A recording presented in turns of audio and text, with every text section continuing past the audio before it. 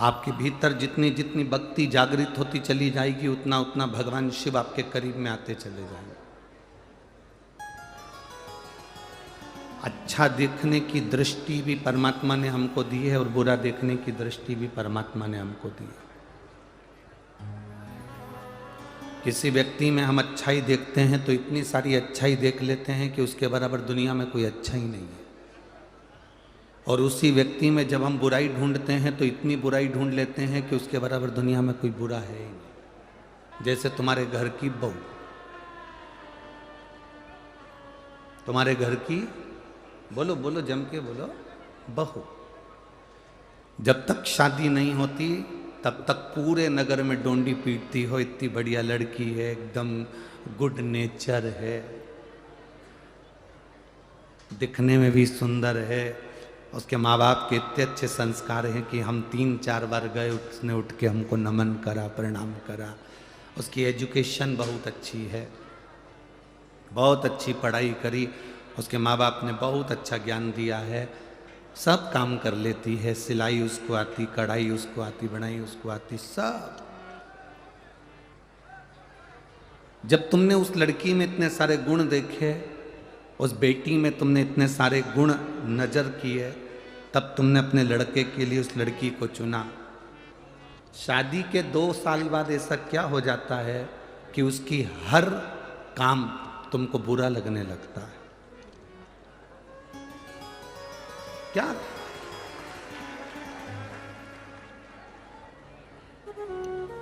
मतलब शास्त्र झूठ नहीं कहता, शास्त्र सत्य कहता है, इसलिए इसको सत्यम शिवम सुंदरम कहते हैं। गुण देखने की दृष्टि भी हमको परमात्मा ने दी है और अवगुण देखने की दृष्टि भी हमको परमात्मा ने दी।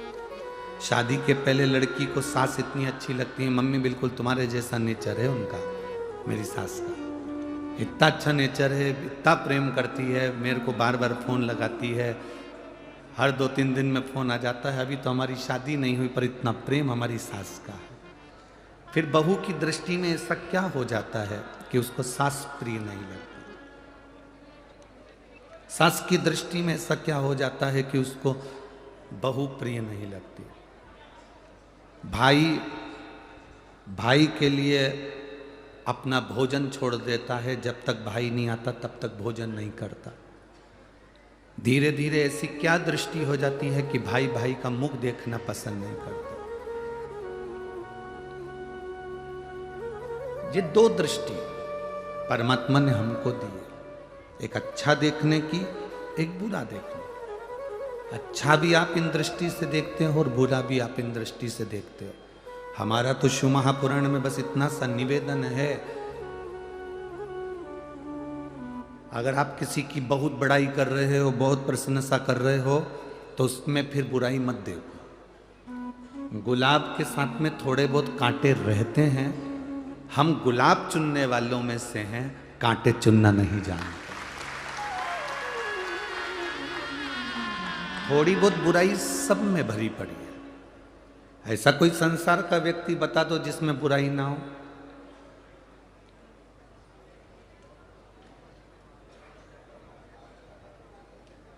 कोई कितना बड़ा भी, कितनी भी ऊंची पोस्ट पर पहुंच जाए, कितना बड़ा भी संत साधु गुरुजन बन जाए, उसमें भी कोई ना कोई बुराई रह जाए।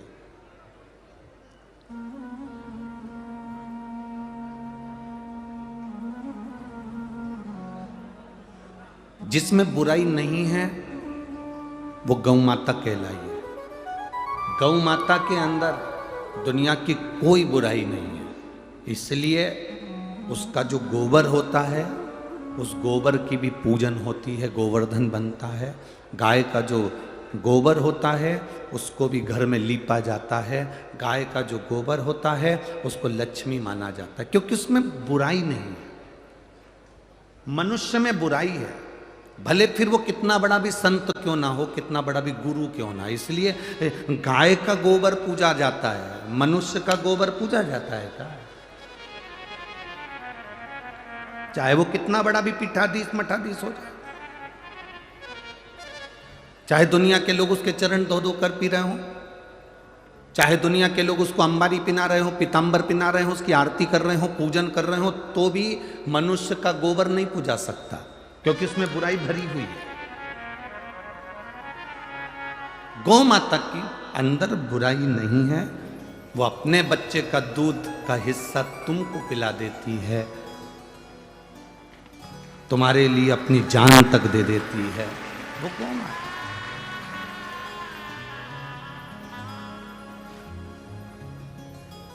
अब जैसे गोमाता में बुराई नहीं है, संसार में अगर भगवान ने हमको जन्म दिया है तो हम क्यों बुराइयां छाटे, हम क्यों एक जरा सा फेसबुक पे किसी ने उल्टा सीधा कमेंट्स कर दिया और कह दिया कि वो व्यक्ति ऐसा है, और तुमने उसमें कमेंट्स डालना चालू कर दिया, हाँ वो तो ऐसा ही है, वो तो वैसा ही है। तुम्हें क्या करना उससे? अगर मेरे भोले बाबा को एक लोटा जल चढ़ाते हो तो उनसे सीखो, वो मौन रहते हैं, नेत्र बंद कर कर, किसी से कोई मतलब नहीं है उनको। जब मौका मिलता है तब नेत्र खोलते हैं, दर्शन का आनंद लेते हैं और जगत का कल्याण करते हैं।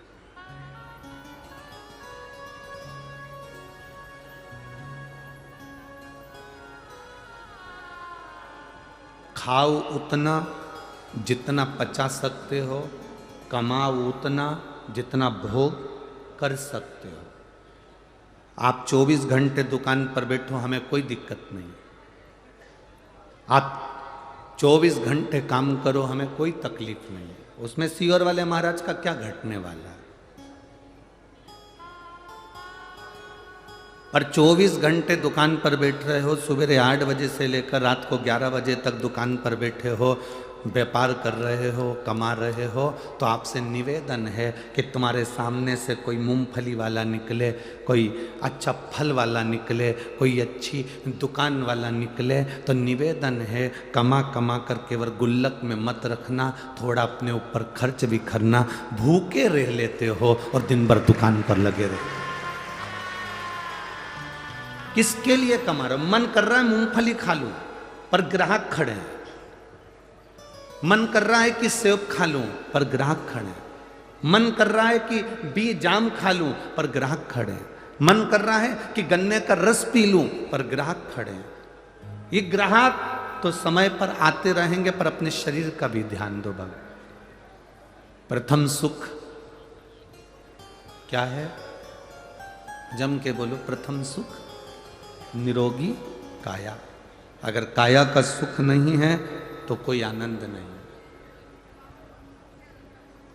ये काया अगर ठीक है तो तुमने जो करोड़ों कमाए हैं उसका तुम भोग कर सकते हो, वरना तुम 40-50 साल तक तो व्यक्ति खूब कमाता खूब कमाता खूब कमाता, पैसा जोड़ जोड़ के रख जाता, और 45 से 50 साल का जब होता तो 50 साल के बाद जो कमाया हुआ है वो सब डॉक्टर में लगाते जाता लगाते जाता लगाते जाता लगाते जाता। क्या मतलब है? 40-50 साल तक कमाया और 40-50 साल तक कमाने के बाद उसको उठा के डॉक्टर में लगाया, तो ऐसी कमाई किस काम की? अपने प्रति जागरूक होइए। आप 1 रुपए का भी दान मत करो, हम कभी नहीं कहेंगे कि तुम दान करो। आप दान मत कर कर अपने ऊपर खर्च तो करो। तुम्हारा बेटा जिद करके एप्पल का फोन लेकर आ जाता है, तुम्हारा बेटा दीपावली पर 1 से बढ़कर 1 5,000 के कपड़े खरीद कर ले आता है, तुम्हारी बेटी 1 से बढ़कर 1 सूट लेकर आ जाती है, तुम्हारी पत्नी समय समय पर साड़ी खरीद कर ली आती है। केवल एक दुकान पर बैठने वाला और नौकरी करने वाला व्यक्ति एक ऐसा होता है जो 2 जोड़ कपड़े खरीदने के लिए भी 50 बार सोचता है। खेत में काम करने वाला किसान 50 बार सोचता है कि मैं कपड़े खरीदूं कि ना खरीदूं।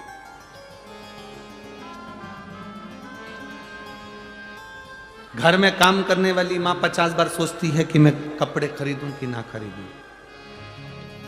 थोड़ा खर्च अपने ऊपर करो।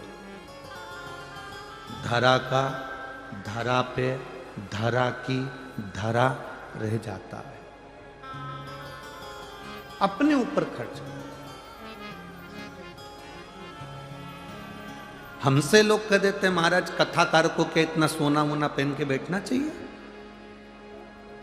तुम इतना सोना वोना पहनकर बैठते हो तो हम उनको कहते हैं जजमान ने दिया नी पहने तो क्या औलाद के लिए छोड़ के जाए।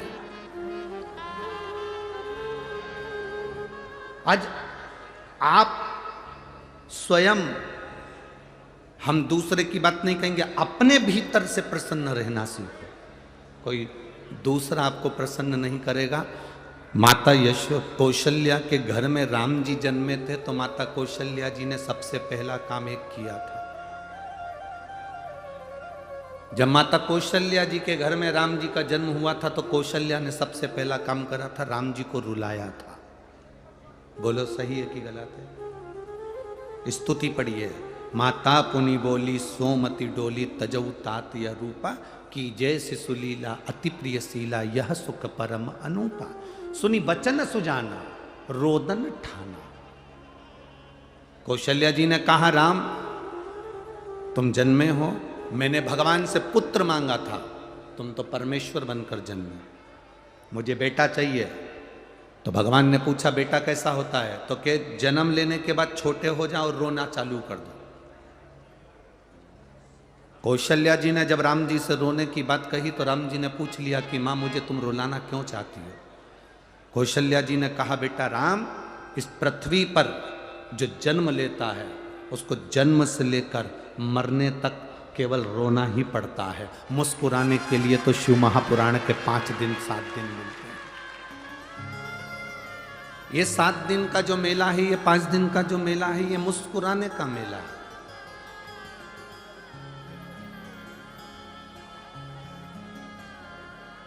बहुत भीड़ हो रही है धुलिया में, हम नहीं जा सकते, हमारे बस की बात नहीं है इतनी दूर जाना, इतने ट्रैफिक में फंसना। जो इस कथा के ट्रैफिक में फंस जाता है वो नरक के ट्रैफिक में जिंदगी भर नहीं फंसता। हम नहीं जा सकते, हमारे बस की बात नहीं है भैया, बहुत दूर है। और वहां तो खूब कई बार तो चेन चोरी चली जाती है, मंगलसूत्र चोरी चले जाता है, सामान चोरी चले जाता है। तो सीवर वाला महाराज तो रोज चिल्ला चिल्ला कर कहता काहे को पहन के आते हो?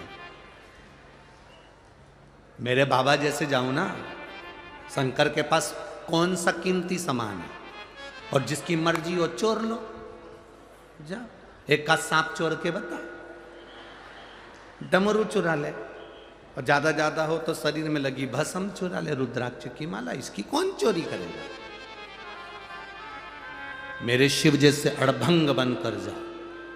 कथा के पंडाल में कोई वीआईपी बनकर मत जाना, बहुत करोड़पति बनकर मत जाना, बाबा के दरवाजे पर तो उसका सेवक बनकर। अड़भंग कोई सोना चांदी हीरा पन्ना कुछ पहनकर मत जाओ।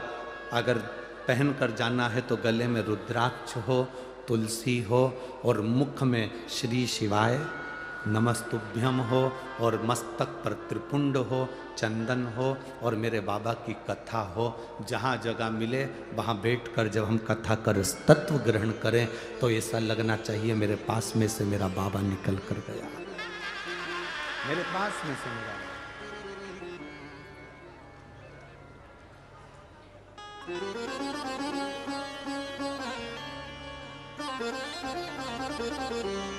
तुम्हारी जितनी कीमती वस्तु है घर छोड़ दो। 21 तारीख से 25 तारीख तक जब नासिक में कथा रहे, अपनी कीमती वस्तुओं को लेकर नहीं आना, छोड़ दो घर।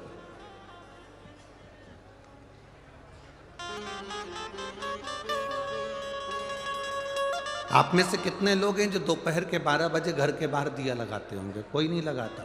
अंधेरे में दिए की जरूरत पड़ती है, सूर्य के प्रकाश में दिए की जरूरत नहीं पड़ती है। अंधेरे में प्रकाश की जरूरत पड़ती है, सूर्य के प्रकाश में प्रकाश की जरूरत नहीं पड़ती है। सोने चांदी की जरूरत जब तुम कहीं जाओ तब जरूरत पड़ती है, पर जब तुम सत्संग में जाओ, मेरे बाबा के दरवाजे पर जाओ, शिव तो खुद कुबेरेश्वर महादेव है, कुबेर भंडारी है, वो स्वयं बैठा है, तो उसको क्या दिखाना आपने?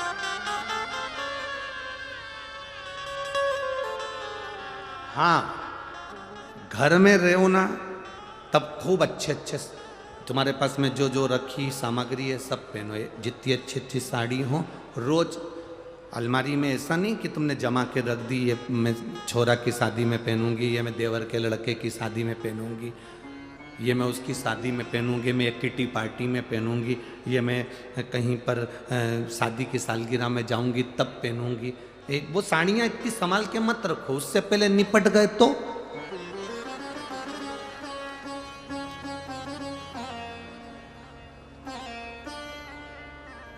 एक पत्नी पति के साथ घूमने के लिए गई विदेश, वहां से एक हार लिया नेकलेस, पति ने कहा पहन ले, पत्नी बोलती नहीं, जब अपनी शादी की सालगिरह आएगी तब पहनूंगी। रख लिया, इंडिया आ गई, भारत में आने के बाद में उसने पति ने कहा आज अपनी शादी की सालगिरह है पहन ले, पत्नी कहती है नहीं, अब देवर के लड़के की शादी निकल गई, अब तो मैं जब ही पहनूंगी। शादी होने वाली थी जून में, अप्रैल में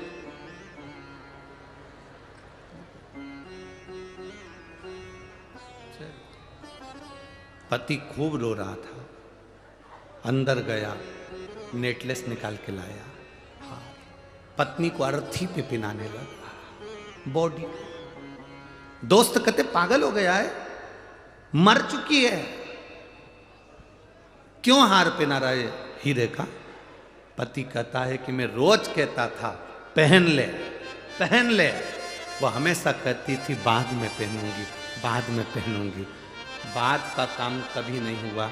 तुम्हारी अलमारी में जितनी साड़ी है ना, आज से नियम बना लो, रोज नई पहनो।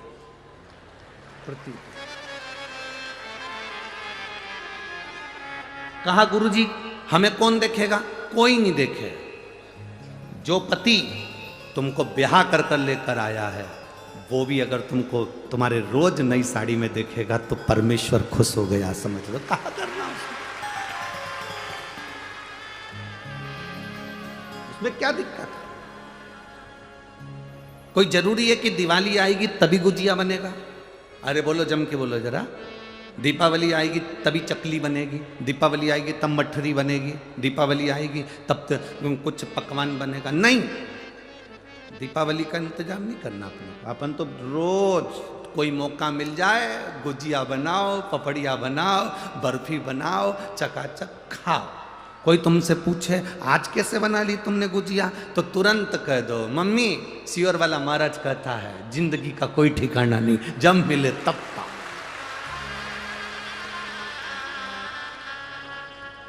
जीवन का क्या ठिकाना? आज है कल ना हो।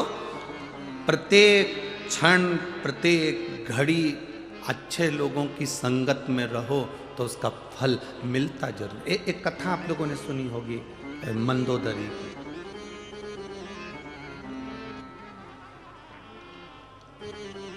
एक जंगल में 3-4 संत रहते थे, साधु रहते थे।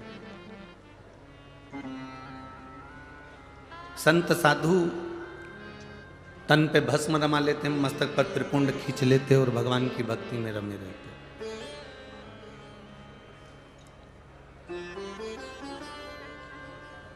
और जो भगवान की भक्ति में रमा हुआ है उसको कहीं ना कहीं सुख का स्मरण है। एक पत्र आया है, उस पत्र में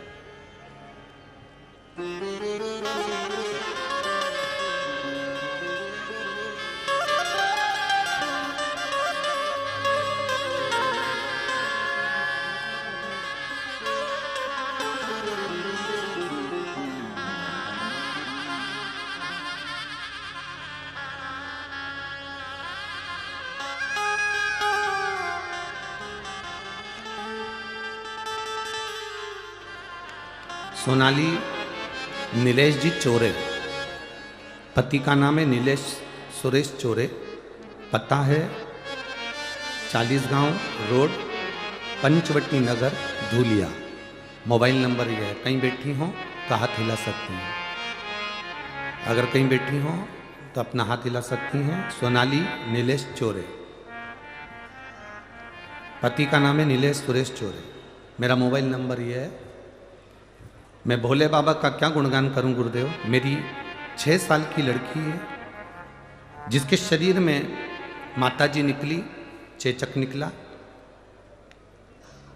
माताजी निकली, 4 दिन बाद हमने उसको देखा तो वो बेसुध थी, उसको चक्कर आने लगे। बेटी को हमने अस्पताल में भर्ती कराया। 3-4 दिन बाद अस्पताल में उपचार शुरू हुआ। बेटी को जगह जगह तकलीफ हो रही थी। हमने डॉक्टर को बताया तो उसने उनकी MRI कराई तो बेटी का जो ब्रेन था, उस ब्रेन में जो नसें थीं, उन नसों ने अपनी जगह छोड़ दी थी। उससे बेटी का ब्रेन ने काम करना बंद कर दिया। बेटी के ब्रेन ने काम करना बंद कर दिया। बेटी का ब्रेन बैलेंस लेना बंद कर दिया। जब ब्रेन बैलेंस नहीं लेता तो शरीर काम नहीं करता। हमारी बेटी पलंग पर पड़ गई। ना हाथ काम करता था, ना पुतली काम करती थी, ना कोई शरीर काम करता था, केवल श्वास आती थी। डॉक्टर ने कह दिया इस बच्ची की कोई गारंटी नहीं है क्योंकि इसके ब्रेन ने काम करना बंद कर दिया। ये बच्ची 6 महीने में भी ठीक हो जाए, 6 साल में भी ठीक हो जाए और जिंदगी भर ठीक भी ना हो, इसका कोई गारंटी नहीं। अब ये बेटी पलंग पर ही रहेगी और उठ नहीं सकती, इसका शरीर काम नहीं करेगा। चाहे तो आप हॉस्पिटल में रखें, चाहे तो आप अपने घर पर रखें। बेटी एक जगह से खड़ी नहीं हो सकती थी, पलंग पर पड़ी रहती थी, अपाहिज हो गई थी। पूरा समय निकलता गया, कई महीने निकल गए, साल पूरा निकलने को आ गया, पर बेटी तंदुरुस्त नहीं हुई। अब करें तो करें क्या? जब बेटी का शरीर काम ना करे, ICU में पड़े पड़े, वेंटिलेटर पर पड़े, कब तक रखें? हमने भी डॉक्टर से कह दिया डॉक्टर साहब इसका कोई उपचार, इसको बॉम्बे ले जाओ। हम बॉम्बे दिखा लिए, पर बेटी का शरीर पलंग पर ही पड़ा रहता था। अगर कहीं आई हो तो हाथ हिला सकती हैं। बेटी का शरीर पलंग पर ही पड़ा रहता था। अब हॉस्पिटल में हमने बेटी को रखा, ICU में रखा। क्या करें? किसी ने कहा कि शंकर भगवान पर जल चढ़ाया करो, और गुरुजी हम और हमारी बेटी रोज शिव जी को जल चढ़ाती थी। अब बाबा से लड़ाई इस बात की है कि बेटी को इतनी बड़ी तकलीफ कैसे आ गई। गुरुदेव, आंखों में से आंसू बह रहे थे, पूरा महीना 2 महीना ऐसे ही जाते चले गया। अब करें तो करें क्या? बेटी की हालत देखी नहीं गई। तब मैंने अपने भाई से कहा कि तुम मुझे जिस शंकर जी के मंदिर में अपन जल चढ़ाने जाते थे वहाँ चलते हैं। जाते जाते रास्ते में एक लेडीज मिली जो हमेशा मेरे साथ मंदिर जाती थी। उसने कहा मैं अभी सीहोर गई थी, वहाँ से रुद्राक्ष लेकर आई थी। मैंने सुना है तेरी लड़की की तबीयत खराब है, रुद्राक्ष तू ले ले। मंदिर जाते समय गुरुजी कौन रुद्राक्ष हाथ में लेकर जाता है? मेरी पड़ोसन ने मुझे रुद्राक्ष दे दिया। मैंने अपने भाई को उसमें पानी में गलवाकर जल चढ़वाया। जल चढ़ाकर हम बेटी को लगाने के लिए लेकर गए। बेटी के मुंह में 2-2 बूंद डालना चालू करा, शरीर में लगाना प्रारंभ करा, और धीरे धीरे उस दिन पहली बार बेटी ने पाँव और हाथ हिलाना प्रारंभ करा। बेटी ने जब पाँव हाथ हिलाना प्रारंभ करा तो हमने डॉक्टर से कहा इसके शरीर में कुछ कंपन आया है। डॉक्टर ने कहा देखते हैं। जांच करी तो कहा वो तो वैसे ही हिला होगा। हमने बेटी को फिर पानी पिलाना चालू करा। धीरे धीरे जल देते गए और बाबा की कृपा का हम क्या गुणगान करें। गुरुजी, हमने डॉक्टर से कह दिया हमारी बेटी को हमारे घर भेज दो। हम घर लेकर आ गए। उस समय पर परभणी महाराष्ट्र में कथा चल रही थी, प्रदोष काल का समय था, कथा सुन रहे थे। तब मैंने बेटी के कानों में हेडफोन लगाकर उस कथा को, परभणी की कथा को, प्रदोष काल में जो कथा हो रही थी शाम के समय की, उस कथा को बेटी के कान में हेडफोन लगाकर चालू कर दी। मैं अपने काम में लग गई। उस हेडफोन को लगे लगे मेरी बेटी पहली बार चलकर मेरे पास आई। मेरे बाबा ने ये धन्यवाद देने के लिए आई हूँ कि मेरी बेटी अब पूरी तरह से स्वस्थ है। उसका दिमाग काम करना चालू कर दिया, चलना प्रारंभ कर दिया। डॉक्टर भी आश्चर्य में है कि ये बेटी कैसे चल सकती है जिसका ब्रेन पूरा ब्लास्ट हो चुका था। ये शिव है, ओ भिड़ी शंभु।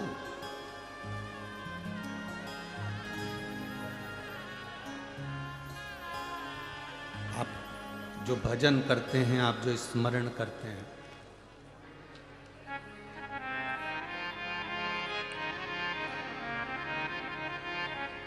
एक बच्चे का फोटो 3 दिन से आ रहा है।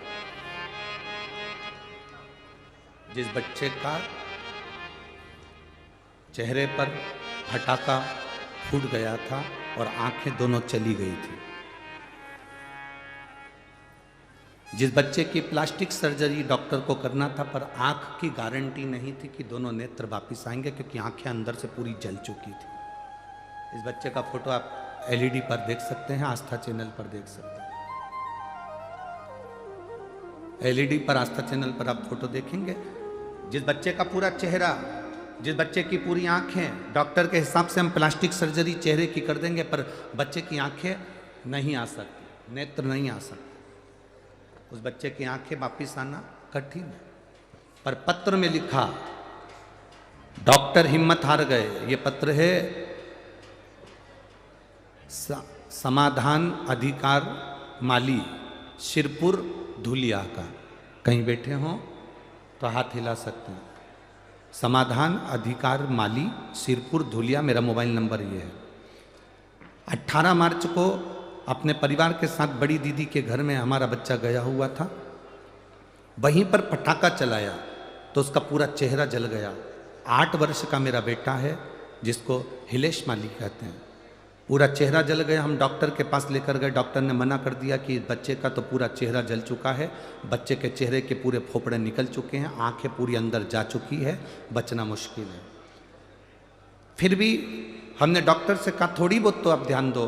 डॉक्टर ने ध्यान दिया, हमें दूसरे हॉस्पिटल भेज दिया।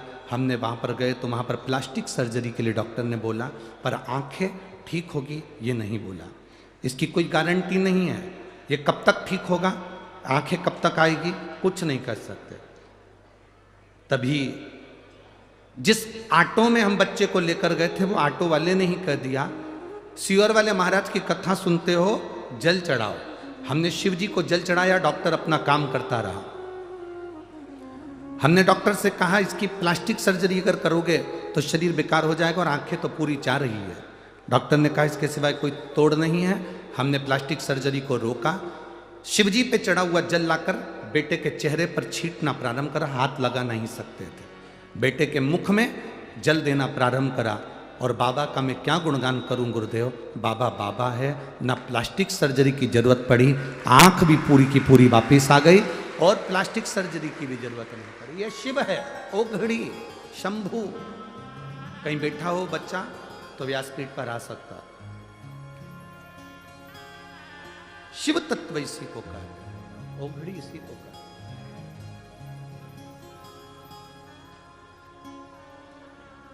आप कितना भरोसा करते हैं, आप कितना विश्वास करते हैं, ये आप पर निर्भर करता है कि शिव के प्रति आपका भरोसा कितना है, शिव के प्रति आपका विश्वास कितना है। मेरी जीजियों, मेरे जीजाओं, मेरी बेटियों, मेरे भाई, मेरे बेटों, एक बात का स्मरण अपने अंदर जरूर रखना, दुनिया के लोग कितने भी तुमको भटका दें, दुनिया के लोग तुम्हारे को कैसे भी भटकाएं कि ये तुम नहीं कर सकते, तुम क्यों शंकर का भजन करते हो, क्यों जल चढ़ाते हो, क्यों जाते हो, कोई कितना ही कहे तो भी तुम्हारा भरोसा इतना पक्का रखना कि तुम्हारी दुख की घड़ी में, जैसे इस बच्चे के दुख की घड़ी में, इस लड़की के दुख की घड़ी में, जैसे जैसे इस दुख की घड़ी में उसका विश्वास पक्का रहा और उसका बाबा उसको संभालने के लिए आया, वैसे बाबा आता जरूर है।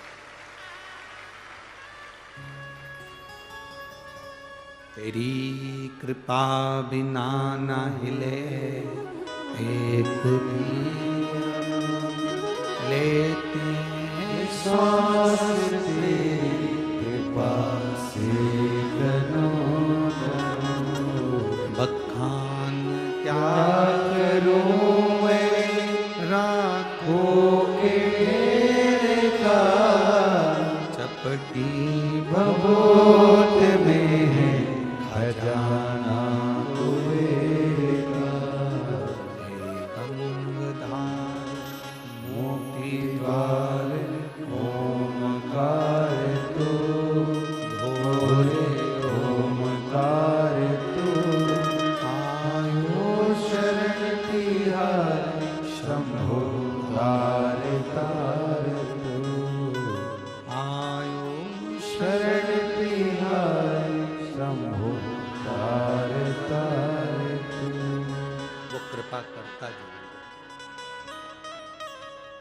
और धूलिया वाली जीजियों,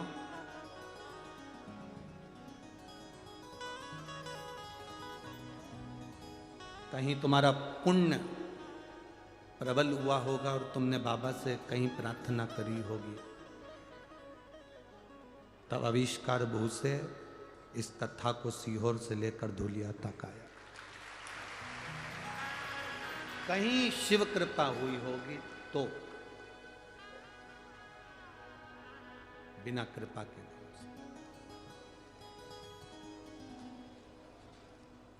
तुम्हारे भाग्य की प्रबलता है, तुम्हारे भाग्य की प्रखरता है।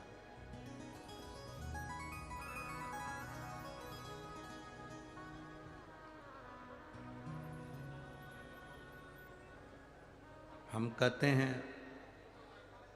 जिस नगर में, जिस गांव में शिव महापुराण की, कुबेरेश्वर बाबा की ये परम प्रिय शिव महापुराण ये पोथी पहुंचती है, उस नगर वाले जितना जितना पलक पावड़ा बिछाकर सेवा करते हैं, कई लोग होंगे ऐसे जिन्होंने भंडारे में अन्नदान किया होगा, कोई लोग होंगे जिन्होंने सेवा करी होगी, कोई महेश्वरी समाज हो, अग्रवाल समाज हो, जैन समाज हो, ब्राह्मण समाज हो, दर्जी समाज हो, सिंधी समाज हो, पावलपुर समाज हो, सिख समाज हो, जिन जिन ने जिस जिस रूप में जो जो सेवा करी, कोई ने पानी पिलाया होगा, कोई ने भोजन कराया होगा, कोई ने कुछ दिया होगा।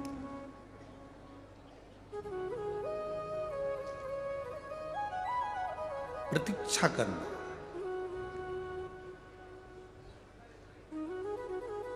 आप दूसरी जगह नहीं जाके बता सकते तो 2025 में हम वापिस यहां आएंगे। अग्रवाल परिवार कथा कराएगा, हम वापिस यहां पहुंचेंगे, तब हम आपसे पूछेंगे कि बाबा ने क्या क्या दिया और क्या क्या नहीं दिया।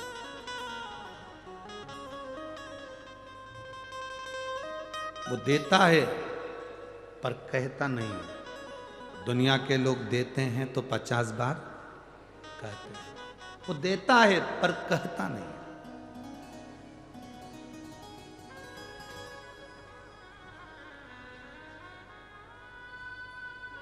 शिव कथा कह रही है, 4 संत साधु जंगल में रहते, भजन पूजन करते, एक कुएं का पानी भरते, शंकर जी को चढ़ा देते, उसी कुएं का पानी वो संत भी पीते।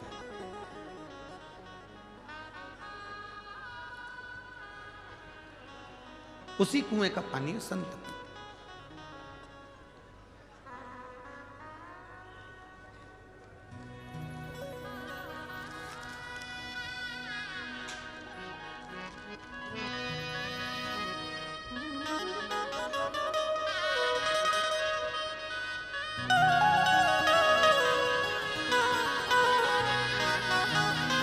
एक राजेंद्र गौरव माली हैं, महाराष्ट्र सिरपुर के, एक निर्माल्य विसर्जन की गाड़ी चलाते हैं।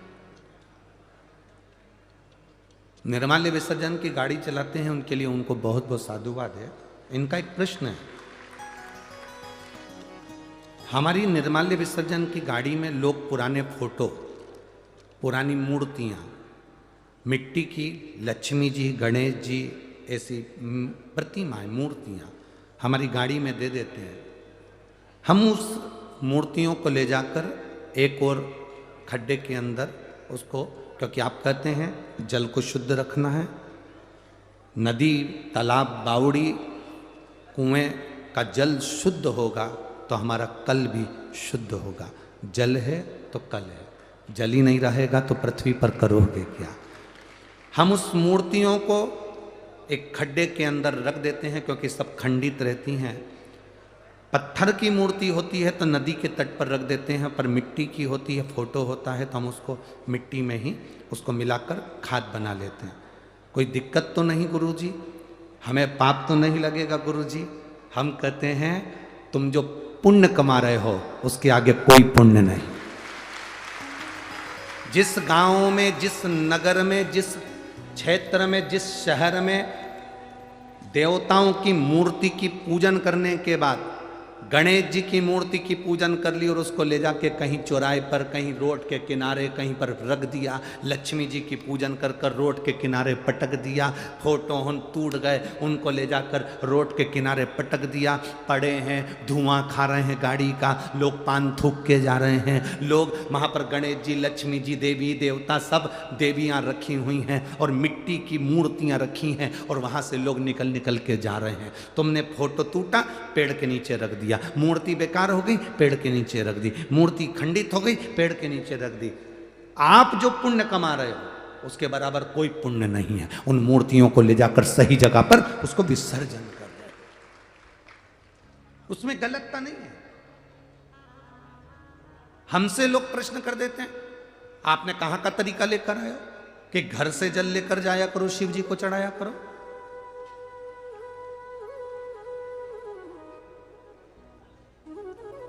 एक अब हम क्या बोलें आपको, क्या कहें। एक व्यक्ति ने तो एक पत्र लिखा था।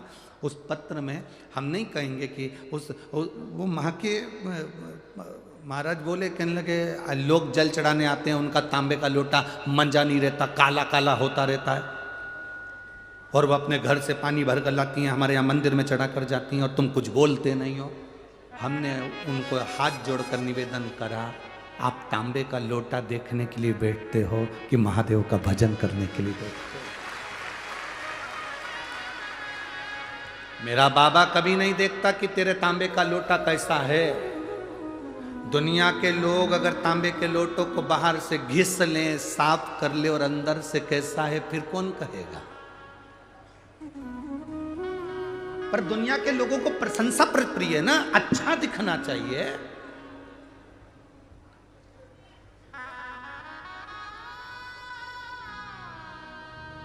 अच्छा दिखे उनको।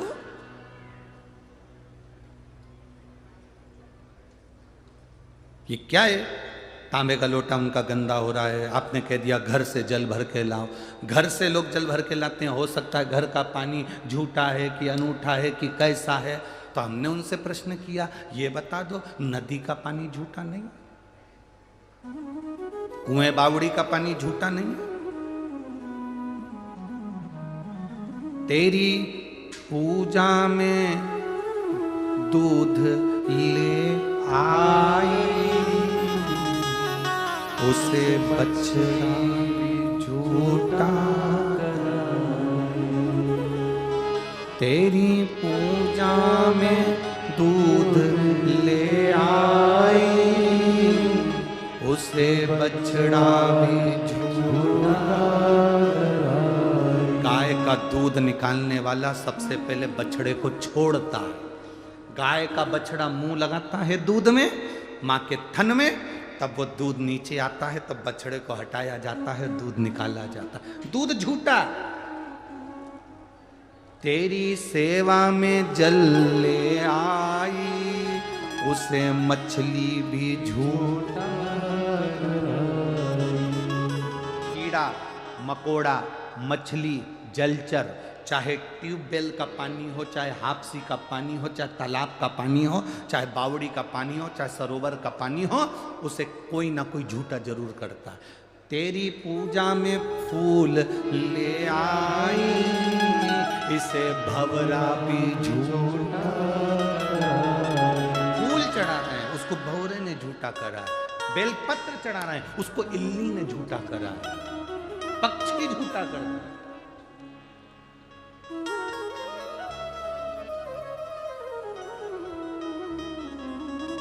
तो किसी ने पूछा, जल झूठा है, भगवान स्वीकार करते हैं? हाँ। दूध झूठा है? हाँ, भगवान स्वीकार करते हैं। हाँ। फूल झूठा है, भगवान स्वीकार करते हैं। हाँ। जब इतने बड़े मनुष्य जैसे झूठेले हो भगवान स्वीकार कर रहा है, तो ये जल, दूध और फूल क्या लगे? बोलो तो रही चीजें, सही बात है कि गलत बात है? कितना झूठेला इंसान हो गया आज के जमाने में। बैठता दुकान पे, कहता घर पे हो। पत्नी पूछ रही कहां तक पहुंचे? बस यहीं तक पहुंच गया हूं, पुल के नीचे ही बस। और मालूम पड़ा 5 किलोमीटर दूर। झूठेला। कितना झूठेला इंसान। पत्नी रोज पति से पूछती है मैं कैसी लग रही हूं। कितना झूठेला पति, रोज कहता है एकदम नंबर 1।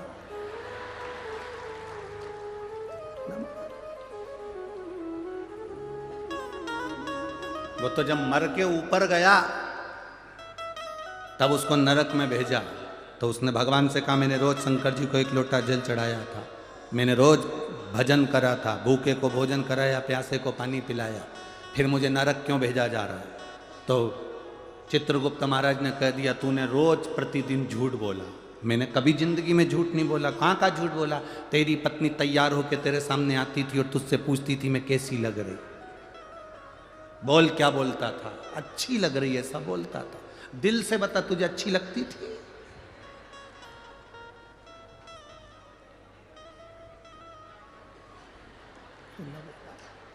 बस झूठ बोला।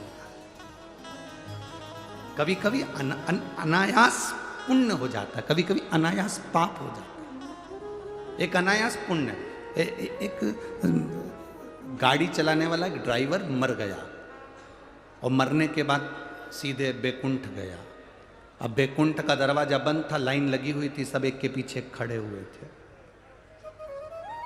आगे आगे संत भी खड़े थे, साधु सन्यासी पुण्यवान जीव, सब बैकुंठ के दरवाजे पर लाइन से खड़े।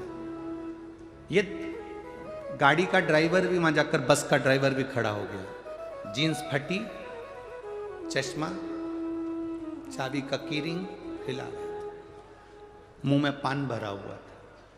इतने में संतों ने देखा उस गाड़ी के ड्राइवर को, तो मन में विचार करा बताओ कैसे कैसे लोग बैकुंठ आ जाते हैं।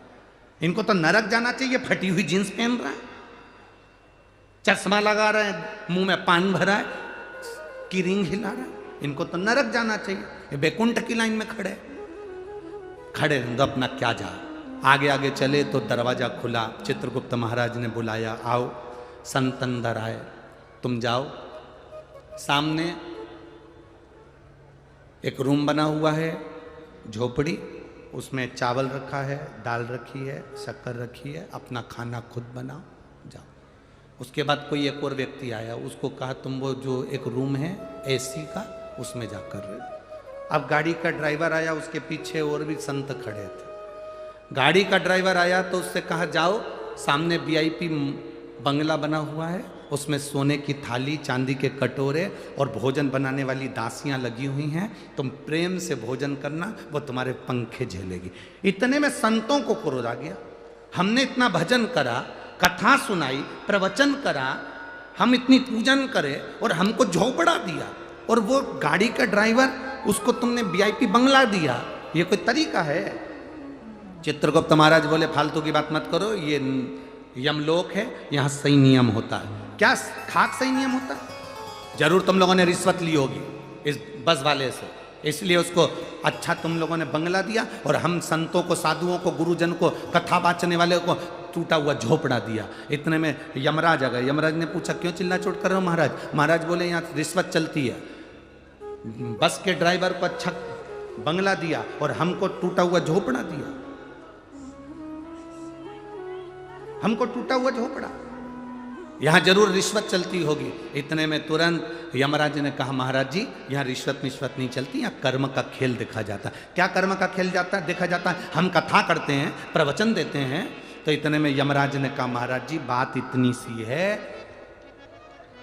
आप कथा करते हैं, आप प्रवचन करते हैं, जितने लोग कथा सुनने आते हैं वो दीवार से टिक टिक कर सोते हैं, और ये बस का ड्राइवर जब बस चलाता है इतनी तेज चलाता है, अंदर बैठे हुए सब हनुमान चालीसा पढ़ते हैं।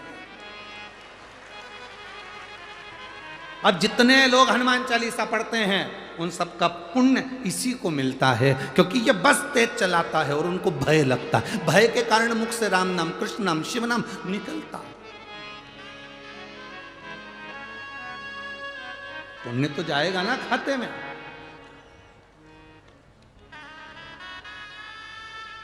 एक यहां पर एक कोई बच्चा है राम बदाने, जिसने अपने नगर से गांव से कथा स्थल तक लगभग 500 से 700 या 1000 गाड़ियां निशुल्क चलाई हैं आने जाने के लिए।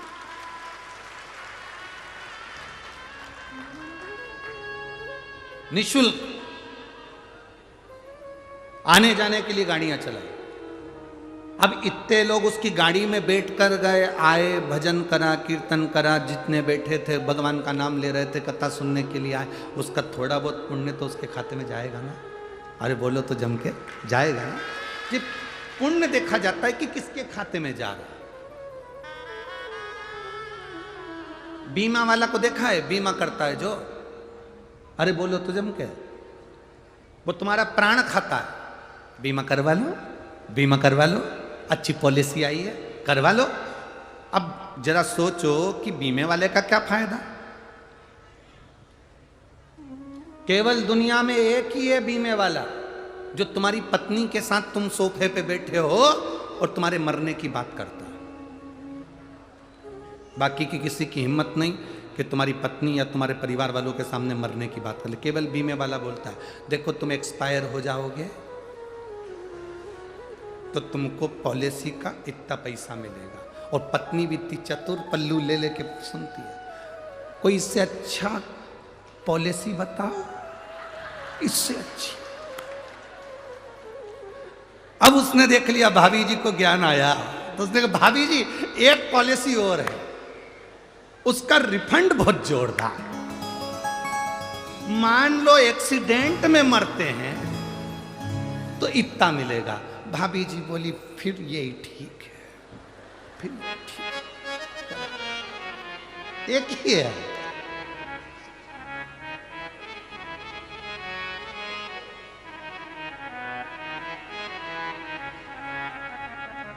अरे भाई बीमे वाले का क्या फायदा होता है? तो क्या बीमा करवाते हैं तो उसका जो कुछ 1-8% छोटा सा पैसा उसके खाते में आता है।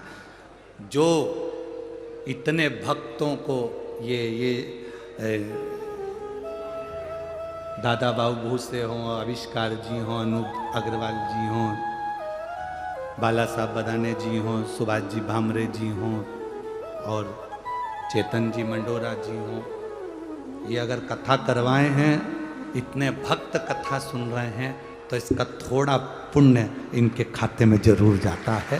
ये निश्चित है, जो करवा रहा है। अब शिव कथा कर रही है, कुएं का पानी भरा ले गए।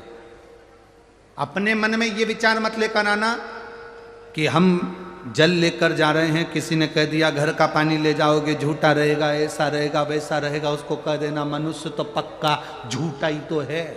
जब भगवान इस मनुष्य जैसे झूठे व्यक्ति को स्वीकार कर सकते हैं, तो भगवान मेरे घर का एक लोटा जल भी स्वीकार कर सकते हैं। झूठा ही तो मनुष्य है।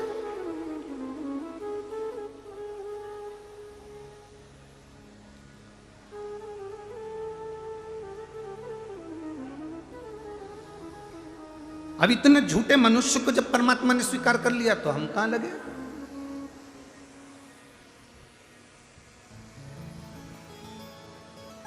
इतने झूठे मनुष्य को अगर परमात्मा स्वीकार कर रहा है तो अपने कहां लगे, कहां पहुंचो? विचार करो।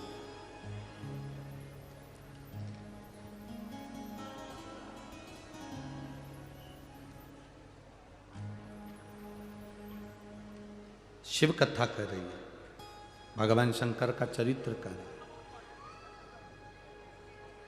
एक माँ ने एक पत्र लिखा है, उस पत्र में लिखा, किसी माँ ने उसके बच्चा नहीं हो रहा था, और बच्चा नहीं हो रहा था तो उसने प्रयोग करा, और प्रयोग कर कर बच्चा हो भी गया, गर्भ में बच्चा आ भी गया, जन्म भी ले लिया। और जन्म लेने के बाद उस बच्चे को एक तो हृदय में छेद बता दिया, दूसरा उस बच्चे को जब वो बच्चा बहुत ज़्यादा बीमार रहने लगा तो हॉस्पिटल लेकर गए, तो उस बच्चे के एक गठान बता दी। अब 1.5 महीने के बच्चे को लेकर वो माँ हॉस्पिटल में गई अपनी सास के साथ।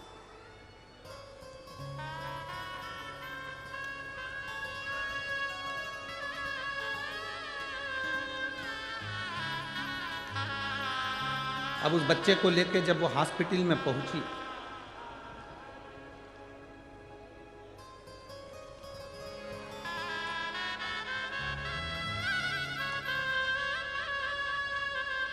योगिता दीपक सोनबड़े, हितार्थ दीपक सोनबड़े नंदुरबार से आए हैं।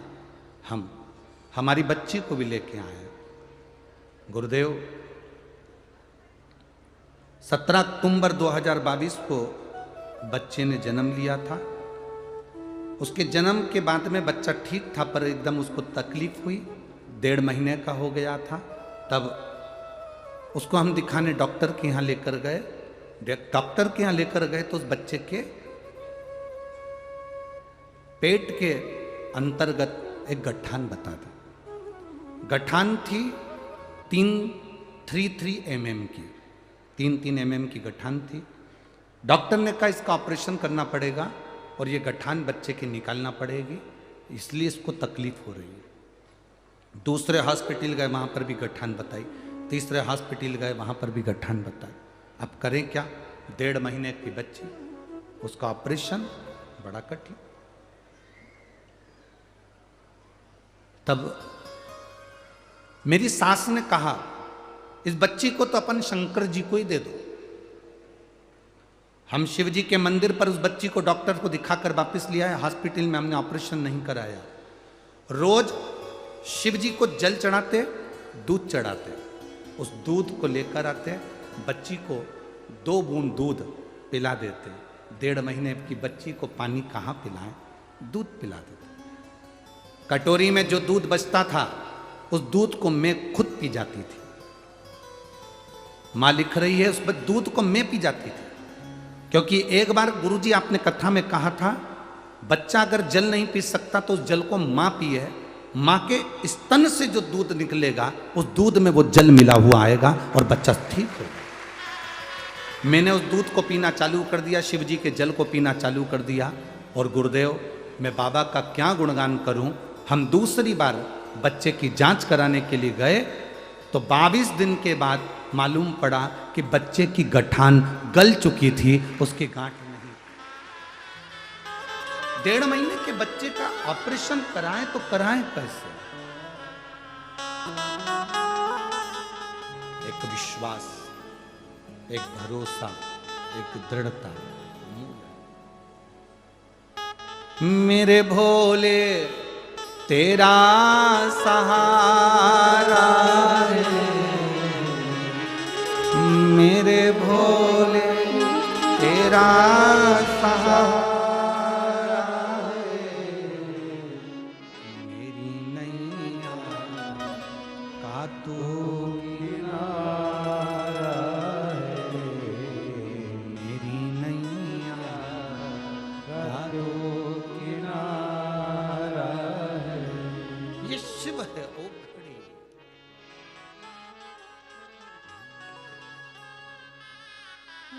इसलिए शिव कथा कहते, अरे लुटा दिया भंडार काशी वाले ने, कर दिया माला। पहले आप लोग गाएंगे फिर भजन प्रारंभ होगा। एक बार फिर से आप लोग लुटा दिया भंडार काशी,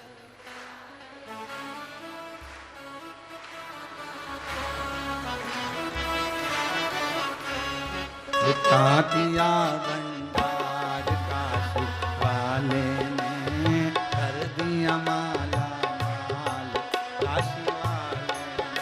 ओ लुटा दिया भंडार काशी वाले ने, कर दिया माला माल काशी वाले ने।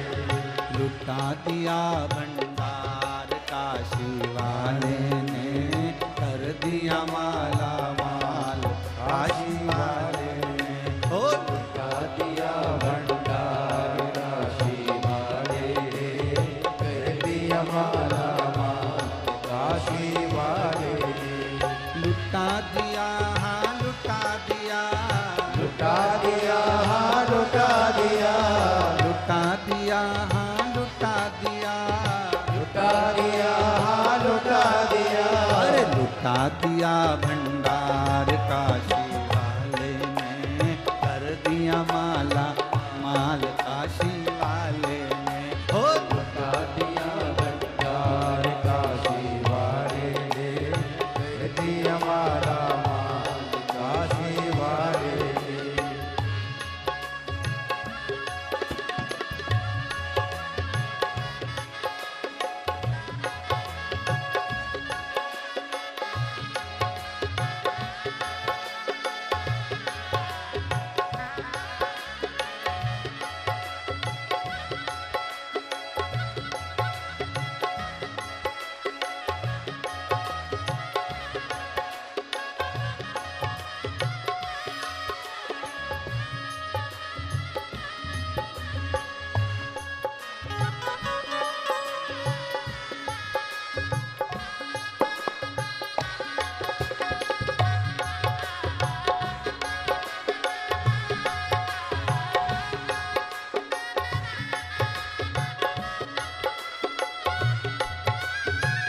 राधे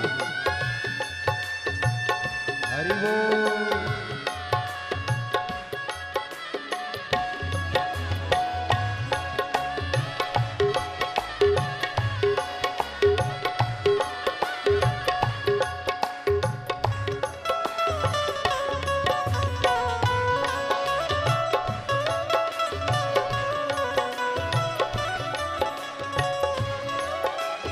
जैसे भावना लाया वैसा ही वो फल पाया। जो जैसे भावना लाया वैसा ही वो फल पाया। जो जैसे भावना लाया वैसा ही वो फल पाया। जो जैसे भावना लाया वैसा ही वो फल पाया। नहीं खाली उसे लौटाया वो मन ही मन हर्षाया। नहीं खाली उसे लौटाया वो मन ही मन हर्षाया। कर दिया उसे निहाल काशी वाले ने। कर दिया माला माल काशी वाले ने, कर दिया उसे निहाल काशी वाले ने, कर दिया माला माल काशी वाले ने।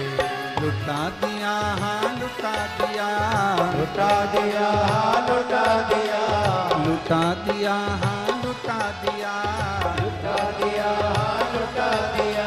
अरे लुटा दिया भंडार काशी वाले ने, कर दिया माला माल काशी वाले ने। हो लुटा दिया भंडार काशी वाले ने, कर दिया माला माल काशी वाले ने।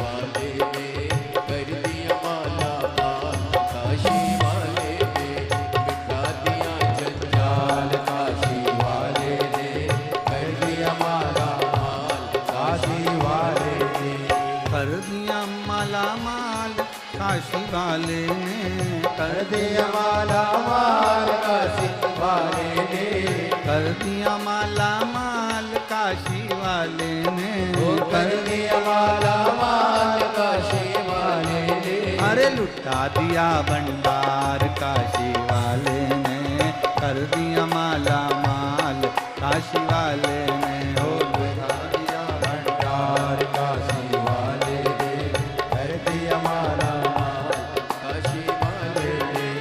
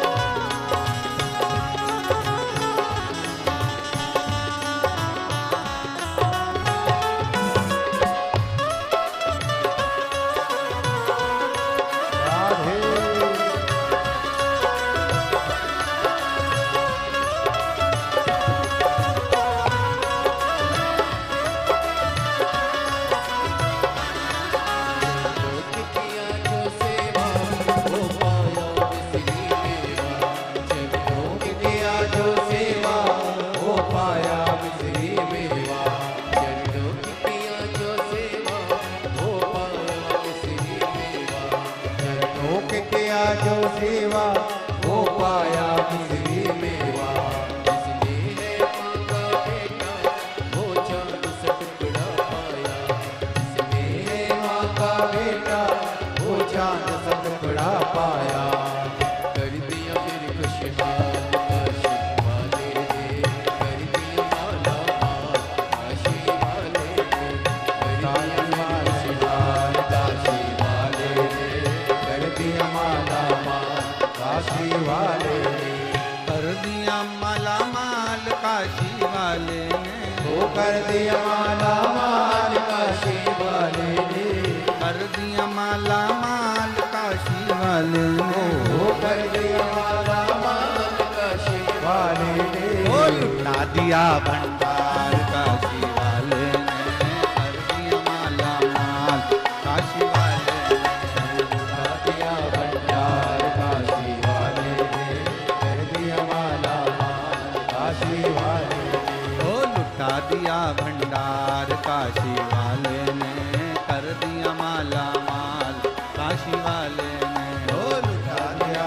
भंडार काशी वाले ने, कर दिया माला माल काशी वाले ने, ओ कर दिया माला माल काशी वाले ने, कर दिया माला माल काशी वाले ने, कर दिया माला माल काशी वाले ने, कर दिया माला माल काशी वाले ने, अरे लुटा दिया भंडार काशी वाले ने, कर दिया माला माल काशी वाले ने, लुटा दिया भंडार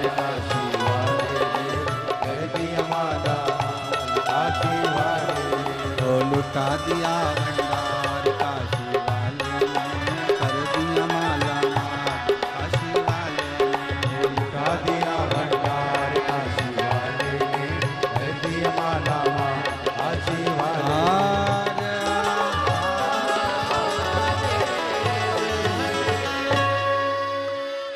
अपने स्थान पर बैठकर भगवान देवाधिदेव महादेव से अपने हृदय की बात बाबा से बड़े प्रेम से कहें।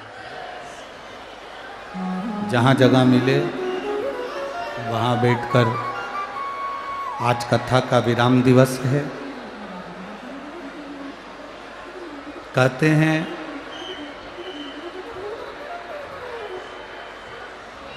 मेहमान जाते हैं तो बच्चों को कुछ रुपए देकर पकड़ा कर जाते हैं।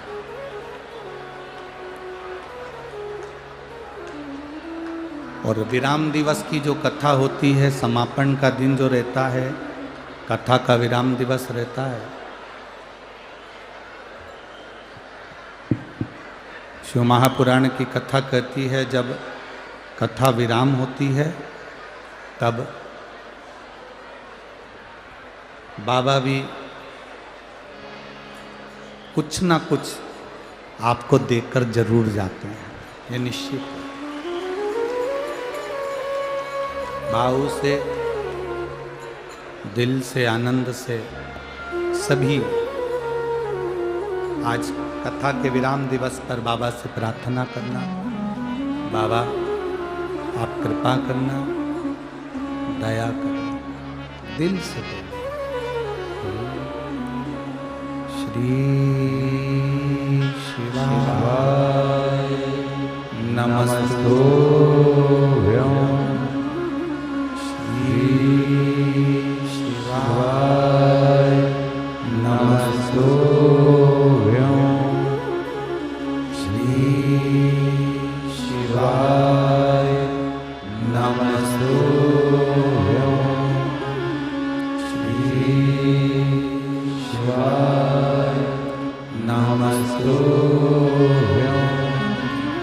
श्री शिवाय नमस्तुभ्यं।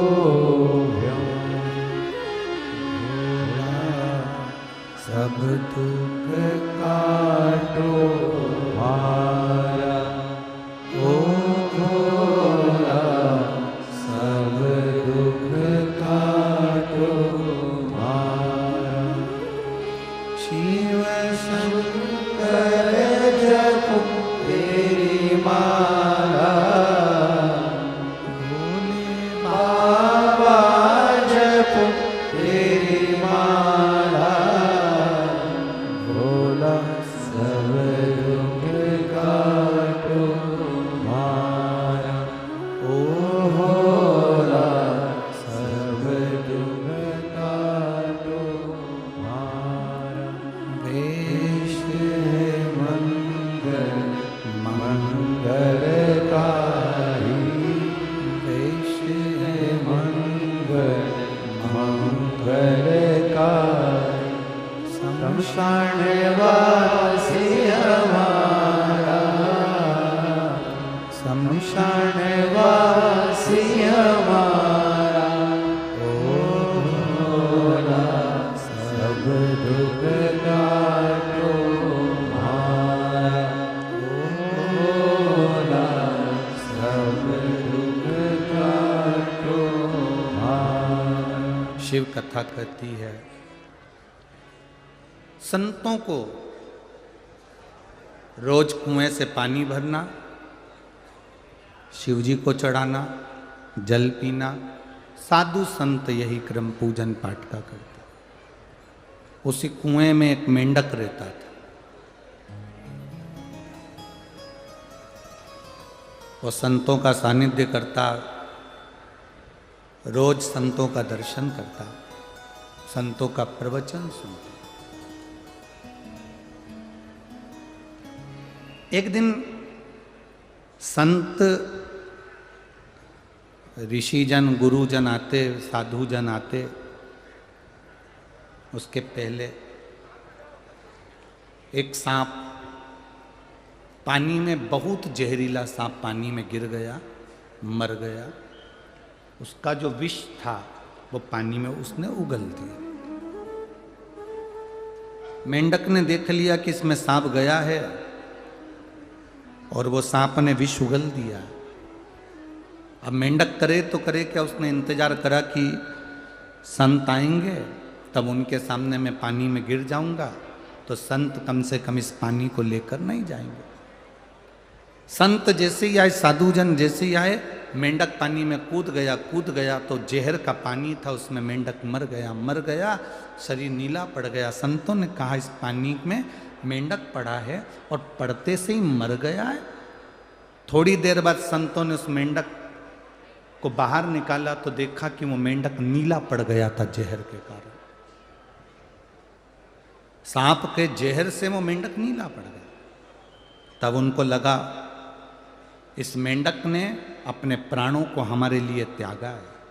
ध्यान लगाकर देखा कि आखिर कारण क्या था, तो उन्होंने ध्यान लगाकर देखा कि वो सांप जहर उगल दिया था पानी में, पानी पूरा जहरीला हो गया था। इसी पानी से शिव जी का स्नान होता था, इसी पानी से संत पानी पीते थे। मेंढक ने हमारे लिए प्राणों को त्यागा। संतों ने मेंढक के ऊपर अपना हाथ की छत्र छाया कर और मेंढक के ऊपर छत्र छाया कर कर कहा इस मेंढक को जीवित होना है।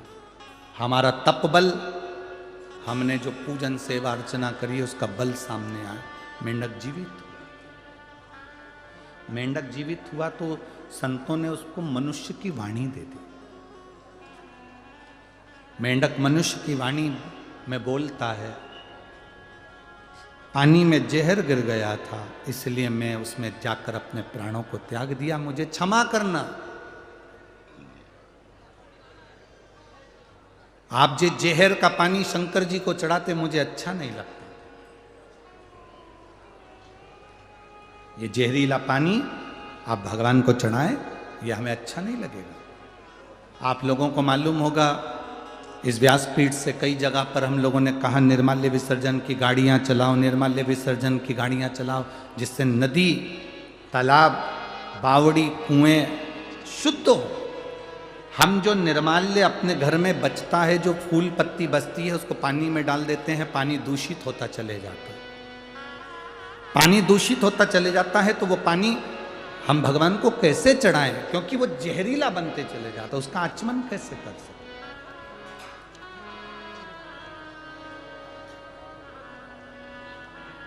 आपको कथाओं के माध्यम से कहा कि अपने घर से एक लोटा जल ले जाया करो, शिव जी को जल चढ़ाया करो, क्योंकि तुमको मालूम है तुम्हारे घर का जल कितना शुद्ध है।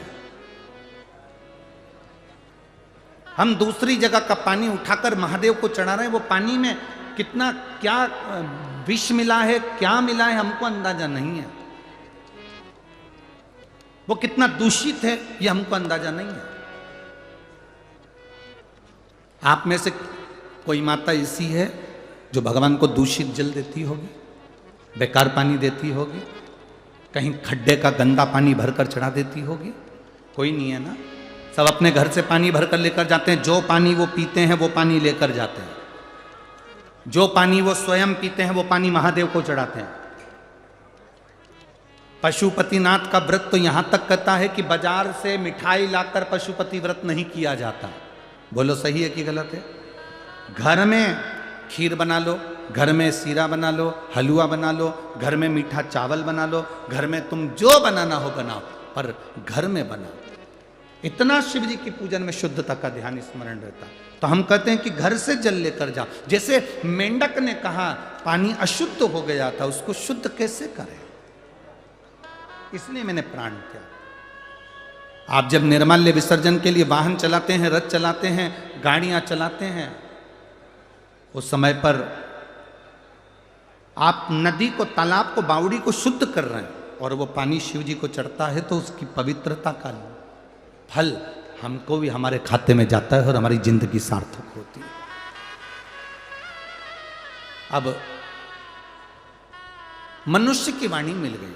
संतों ने कहा तुमने हमारे प्राण बचाए हैं, महादेव की सेवा के लिए तुमने जल को बचाया, मांगो तुम्हें क्या चाहिए। उस मेंढक ने हाथ जोड़कर कहा, मैं क्या मांगू, बस आपका दर्शन हो गया, इससे बढ़कर और क्या चाहिए, इससे बढ़कर और क्या चाहिए। आप अपना घर छोड़ छोड़ कर दूर दूर से आके यहां धूलिया नगर में शिव महापुराण की कथा सुन रहे हो। कोई नासिक में कथा होगी तो कथा सुनने के लिए नासिक वाले वहां पहुंचेंगे। मां गोदावरी के तट पर कुंभ का जहां मेला भराता है पंचवटी में, जिस नासिक में साधु संत सन्यासी तपस्वी साधक उपासक 33 कोटि देवी देवता, जिस नासिक में, जिस पंचवटी में स्वयं राम गोदावरी का स्नान करने के लिए तरसते हैं, ऐसी पंचवटी में हमें शिव पुराण की कथा गंगा रूपी मिल जाए, इससे बढ़कर और क्या चाहिए।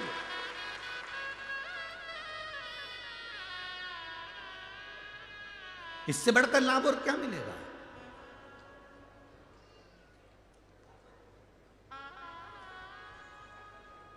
महाराज शिव महापुराण की कथा कह रहे, भगवान शंकर की कथा वर्णन कर रहे, शिव कथा कर रहे।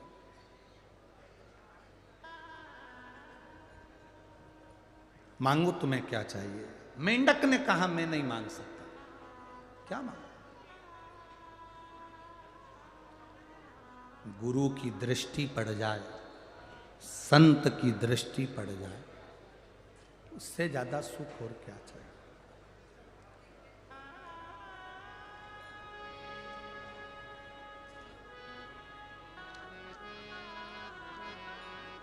अब संतों ने कहा मांगना तो पड़ेगा, क्योंकि किसी गुरु का जब दर्शन होता है, तुम नी भी मांगते तो परमात्मा खुद दे देता है। असली गुरु का यदि दर्शन हुआ है, असली गुरु का यदि दर्शन करा है, तुम नी भी मांगोगे तो भी वो दे देगा। आप ना मांगे तो भी वो देता।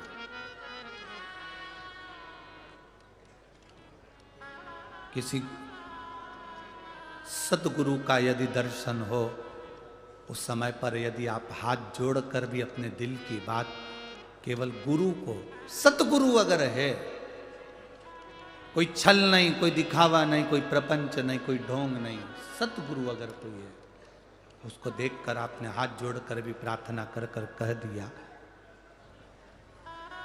निवेदन कर लिया, खाली ना जाता कोई दर से तुम्हारे, खाली न जाता कोई दर से तुम्हारे, मैं भी खड़ा हूँ नदी बाहर बसाए, अपने हृदय से लगा लो, गिरा जा रहा हूँ, उठा लो।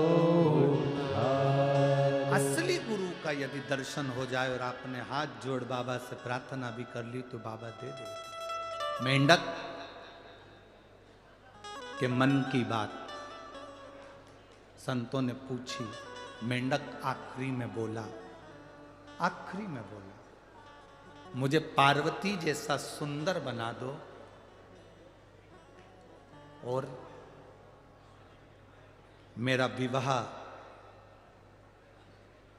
उस व्यक्ति से हो जो शंकर की आराधना में लीन रहता हो। मुझे पार्वती जैसा सुंदर बना दो और मेरा विवाह उससे हो जो शिव की भक्ति करता है। क्योंकि मैं जिस कुएं में रहता था, उस कुएं से जो पानी जाता था, मैं हमेशा आपके मुख से ओम नमः शिवाय, नमः शिवाय, श्री शिवाय नमस्तुभ्यम सुनता था। उस मंत्र को सुनता था तो मेरे मन में आता था, एक बार मैं भी उस शंकर की उपासना करने वाले की शरणागति में रहूं। संतों ने आशीर्वाद दे दिया, हम तुम्हें वर देते हैं कि तुम सुंदर होगे, स्त्री के रूप में होगे और तुम्हारा विवाह एक ऐसे राजा से होगा जो शिव की आराधना में लगा रहता है, उस मेंढक ने एक छोटी सी कन्या का रूप ले लिया, जिसको मायासुर ने देख लिया। मायासुर की संतान नहीं थी तो वो उस कन्या को ले आया। कन्या का ध्यान लगाकर एक दिन मायासुर बैठा था कि ये कन्या किसकी है, तो उसके ध्यान में आया कि ये तो पूर्व जन्म में मंदोक थी। मंदोक संस्कृत में मेंढक को कहते हैं। ये पूर्व समय में मंदोक थी। मंदोक को संस्कृत में, मेंढक को संस्कृत में मंदोक कहा गया। ये मंदोक थी। तो मायासुर ने, मैदानव ने अपनी बेटी का नाम मंदोक, जो मेंढक को कहा जाता था, उसको मंदोदरी रख दिया। क्या नाम रखा? मंदोदरी। वो मंदोदरी का विवाह शंकर भगवान की आराधना करने वाले लंकाधिपति रावण से हो गया, जो शिव की आराधना में डूबा, जो शिव की भक्ति में डूबा हुआ। भगवान शंकर की आराधना में जो हर पल, हर घड़ी, हर क्षण निश्चित रूप से डूबा रहता है, वो शिव की आराधना करने वाले से इसका विवाह।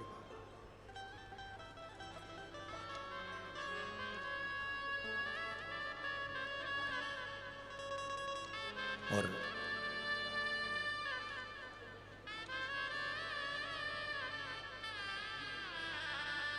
वो रावण की भक्ति थी। मंदोदरी कई बार रावण को समझाती थी कि तुम शंकर की आराधना करते हो, तुम समझो नहीं।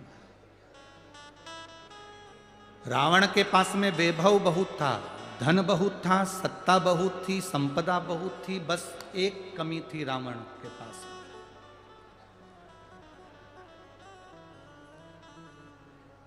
रावण के पास में एक चीज की कमी थी। क्या कमी थी रावण के पास में?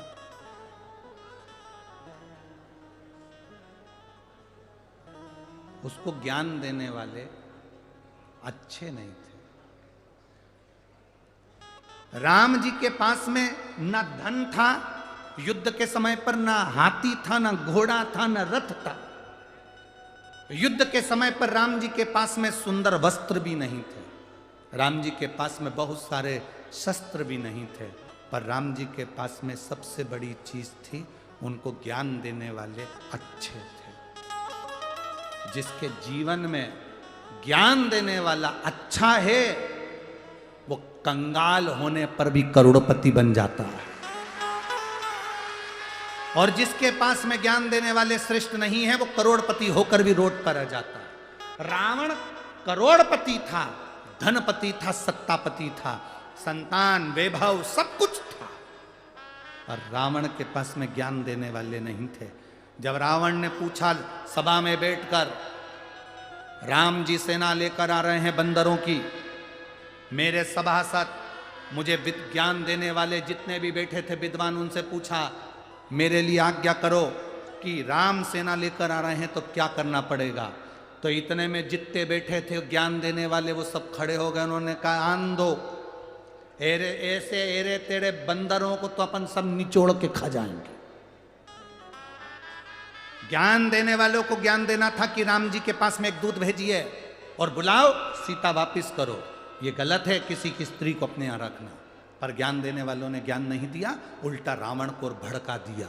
कई लोग ऐसे होते हैं, जब बहुत विषम परिस्थिति होती है राजनीतिक उठापटक में या प्रशासनिक उठापटक में, लोग बहुत सारे ज्ञान देने आ जाते हैं। अरे वो तुम्हारे लिए ऐसा बोल रहा था, वो तुम्हारे लिए वैसा बोल रहा था, उसने ऐसा कर दिया, उसने वैसा कर दिया। उफान मत लाना दूध में, रत्ती भर का भी। जितनी नम्रता से जिंदगी जी सकते हो उतनी नम्रता से चलना। रावण को ज्ञान देने वाले श्रेष्ठ नहीं थे, इसलिए रावण का पूरा कुल डूब गया।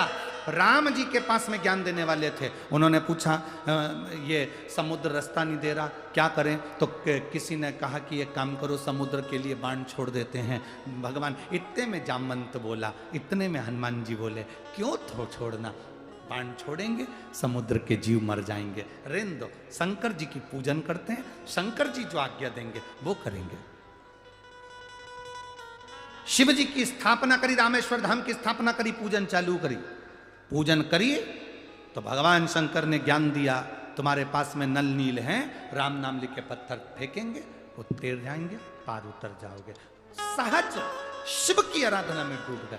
ज्ञान देने वाले अच्छे होंगे तो तुम्हारा रास्ता सुलभ होगा। आज जैसे पूरे विश्व में, पूरे संसार में, भारत की भूमि पर ही नहीं, देश विदेश में हमें सुनकर बड़ी प्रसन्नता होती है कि विदेशों में भी पहले शंकर जी के मंदिर नहीं थे, पर अब विदेशों में भी जहां जहां राम और कृष्ण के मंदिर है, वहां शिव जी की स्थापना हो रही है।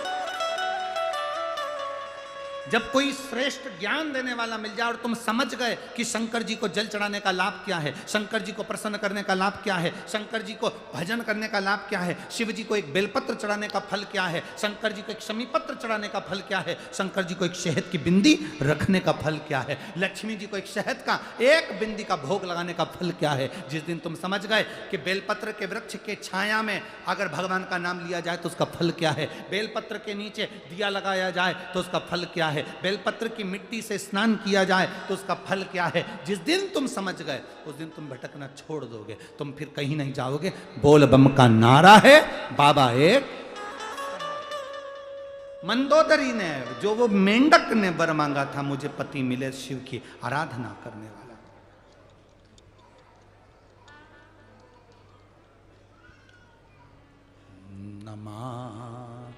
मीशा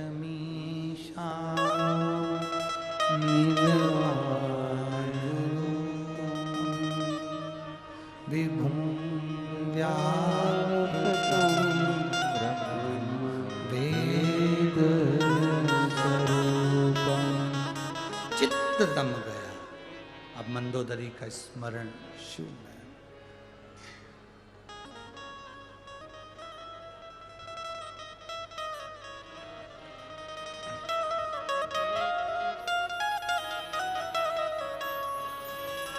शिव भक्ति, एक मेंढक ने कुएं में रहने के बाद शंकर जी की भक्ति प्राप्त कर ली और वो मंदोदरी बनकर रावण की अर्धांगिनी बन गई। शिव महापुराण जब चालू करी थी धूलिया में तो एक बात कही थी आपको कि यहाँ जितने कथा सुनने के लिए बैठे हैं और जितने टीवी के सामने मोबाइल पर कथा सुन रहे हैं, शंकर भगवान के तुम पुराने कोई परिचित हो गए, इसलिए तुम्हें शंकर भगवान पकड़ कर बुलाया, नहीं तो शिव बुलाता ही नहीं।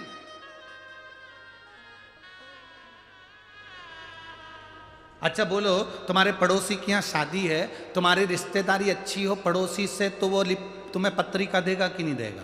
अरे बोलो तो जम के, शादी में बुलाएगा कि नहीं बुलाएगा? और तुम पड़ोस में ही दे रहे हो, रोज की लड़ाई हो, रोज का झगड़ा हो, खूब कुड़कुड़ हो, पैसे के पीछे विवाद हो, परिवार के पीछे विवाद हो, पड़ोसी शादी में बुलाएगा?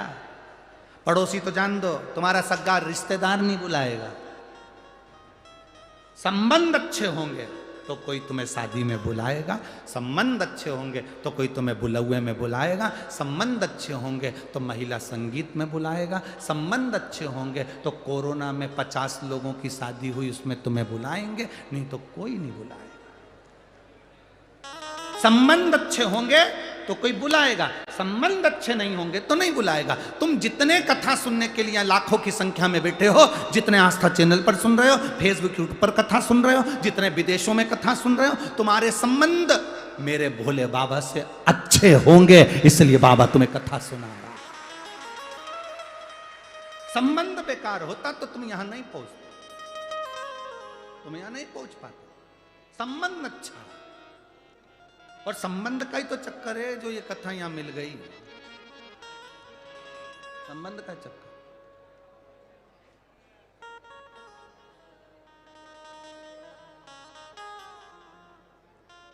और मेरी प्रीत ना टूटेगी भोले बाबा से, मेरी प्रीत ना टूटेगी भोले बाबा से। ये आपकी तरफ से होना चाहिए कि मेरी प्रीत मेरे शंभू से नहीं टूटेगी। कोई रोक के बताए, कोई रोक के बताए, कोई रोक के बताए, कोई रोक के बताए। तुम्हारे गांव के लोग, तुम्हारे नगर के लोग, तुम्हारी कॉलोनी के लोग, तुम्हारी सोसाइटी के लोग, तुम्हारे मोहल्ले के, तुम्हारे गांव के, तुम्हारे शहर के लोग तुम्हारे मंदिर जाने से अगर कोई रोक के बता दे तो उस जगह पर तुम्हें खड़ी होकर कहना, कोई रोक के बताए, कोई रोक के बताए, अभी पालानी पड़ा है सीहोर वाले से, अभी पालानी पड़ा है भोले बाबा से। अभी संबंध हमारे पाले नहीं पड़े शंकर जी से। जब जब पाला पड़ जाएगा शिव से तब मालूम पड़ेगा कि शिव भक्ति का फल क्या। एक पत्र आया है, देखिए।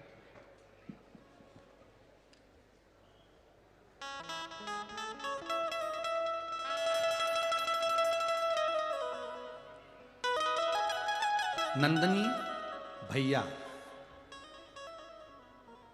नंदनी भैया लवकर, मेरे पति का नाम है भैया शंकर लवकर। कहीं बैठे हैं, कहीं बैठे हो तो हाथ हिला सकते हैं। नंदनी भैया लवकर, मेरे पति का नाम है भैया शंकर लवकर। पता सूरत बाईपास चक्कर बर्डी रोड धुलिया। सही बोला है? ठीक है, तुम समझ गए ना? बस मोबाइल नंबर ही है। कहीं बैठी हो तो हाथ हिला सकती हूँ। मैं भगवान शिव का क्या वर्णन करूं गुरुदेव। जब मुझे डॉक्टर को दिखाने के लिए लेकर गए तो मेरे गर्भ में 2 बच्चे थे। दोनों बच्चों का इलाज डॉक्टर के हिसाब से चलता रहा। 6ठा महीना आया। 6ठे महीने में हम डॉक्टर को, जब पेट में बहुत दर्द हुआ तो मैं अपने पति के साथ और परिवार वालों के साथ डॉक्टर को दिखाने के लिए गई। मेरे पति भी मेरे साथ में थे, परिवार के लोग मेरे साथ में थे। तो डॉक्टर को 6ठे महीने में दिखाया तो डॉक्टर ने सोनोग्राफी करी, अल्ट्रासाउंड करा। सोनोग्राफी में मालूम पड़ा कि मेरे 2 बच्चे में से एक बच्चा मर गया।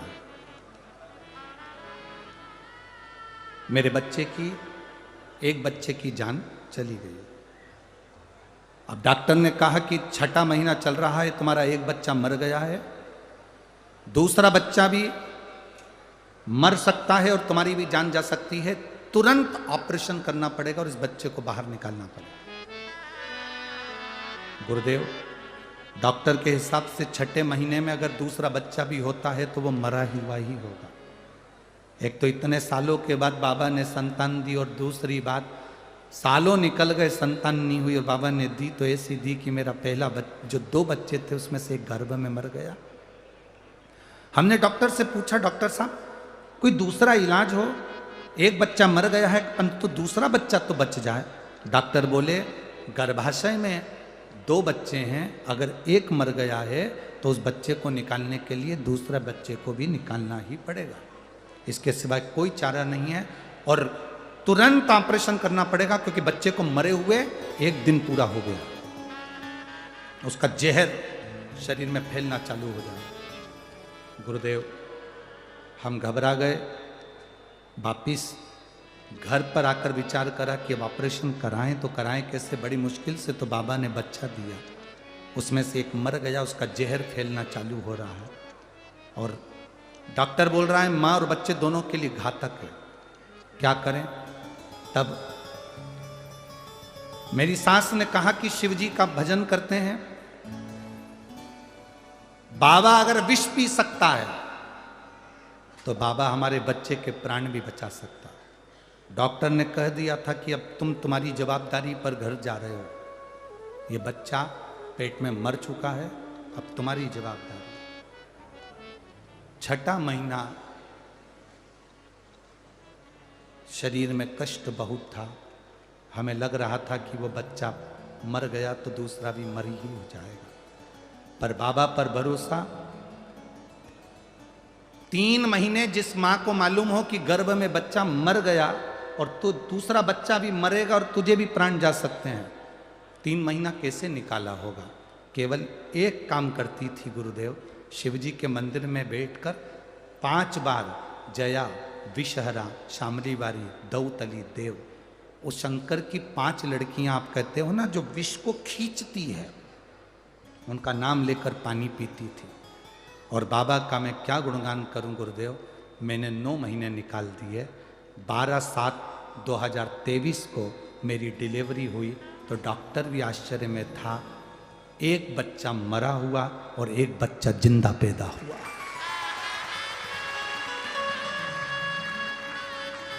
मैं उस बच्चे को लेकर यहाँ कथा में आई हूँ गुरुजी, आप आशीर्वाद देना। कहीं बैठी हो तो बच्चे को लेकर आप व्यासपीठ के नज़दीक में आ सकते हैं, अगर कहीं बैठी हो तो। नंदनी भोया लवकर, मेरे पति का नाम भोया शंकर लवकर, पता है सूरत बाईपास, चक्कर बर्डी रोड, धूलिया। मेरा मोबाइल नंबर ये शिव तत्व है। ओ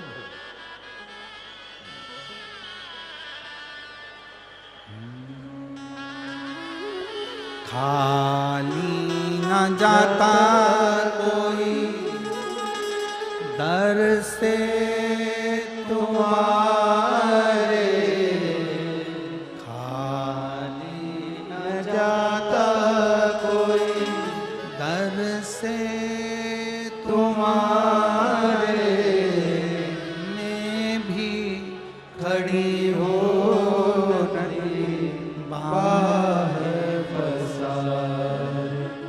अपने वैसे लगा लो, गिरा जा रहा हो, उठा लो, भोले अपने दर से अब तो न तारो, गिरी जा रही हो, शिव कृपा इसी को कहते हैं, शंकर की उदारता इसी को कहते हैं। आपका विश्वास जितना दृढ़ है शिव उसको साधता है, शंकर उसको साधता। जितना दृढ़ विश्वास होगा शिव उतना साधता। शिव महापुराण की कथा कहती है, जब शंकर के नाम का स्मरण कर कर एक मेंढक अच्छी संगत पाकर भगवान शंकर के ही भक्त रावण की धर्म पत्नी बनने को तैयार।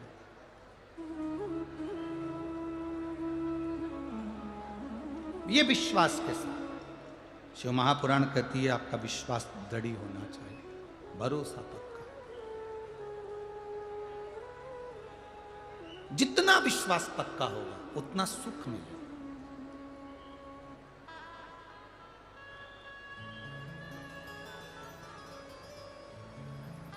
एक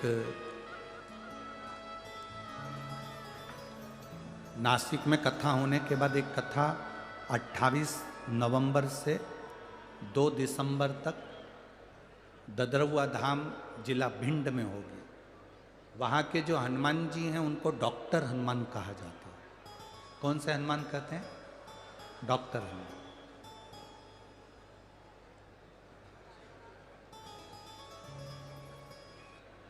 वहाँ के स्वामी जी, महंत जी, संत जी ने कहा महाराज जी डॉक्टर हनुमान जी को कथा सुनना है। 28 नवंबर से 2 दिसंबर वहाँ दिया गया, जंगल में, भिंड में, भिंड के उस जंगल में ददरुआ हनुमान, श्री डॉक्टर हनुमान जंगल के।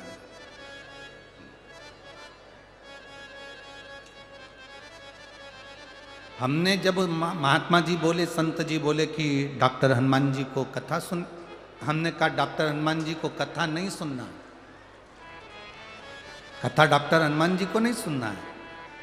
जितने लोग उस भिंड की ददरुआ धाम की कथा में आएंगे, डॉक्टर हनुमान जी को उनका इलाज करना है, इसलिए वो कथा होने वाली। हम कह रहे हैं कि वो कथा डॉक्टर हनुमान जी सुनने के लिए नहीं कर रहे, दुनिया के लोगों के दुख को हरने के लिए डॉक्टर हनुमान ददरुआ धाम में कथा श्रवण कर रहे। ये भक्ति के बिना नहीं हो सकता, ये विश्वास के सिवा नहीं हो सकता। महाराज शिव कथा कर रहे, भगवान शंकर की पवित्र कथा कहती है। जब हम भरोसा रखकर, विश्वास रखकर, दृढ़ता रखकर जब भगवान की अविरल भक्ति की ओर बढ़ते हैं तो उसका फल जरूर मिलेगा, उसका फल जरूर मिलेगा। शिव कथा कह रही है, भगवान शंकर का संवाद कर रहे हैं। महालक्ष्मी शिव महापुराण की कथा कहती है कि जैसे लक्ष्मी जी अश्व की योनि से छूट गई थी, अश्व की योनि से, घोड़ी की योनि से माता लक्ष्मी छूट गई थी और भगवान नारायण के साथ में जाकर वापस बैकुंठ में विराजमान हो गई थी। वैसा ही हम जब भगवान शिव की अविरल भक्ति को प्राप्त करते हैं, हम जब भगवान शंकर की भक्ति को अपने भीतर उतारते हैं तो हमारी भी ना जाने कितनी कितनी योनियां अपने आप छूटती चली जाती है। हमारी भी ना जाने कितनी कितनी योनियां अपने आप छूटती चली जाती है। कितनी योनियां।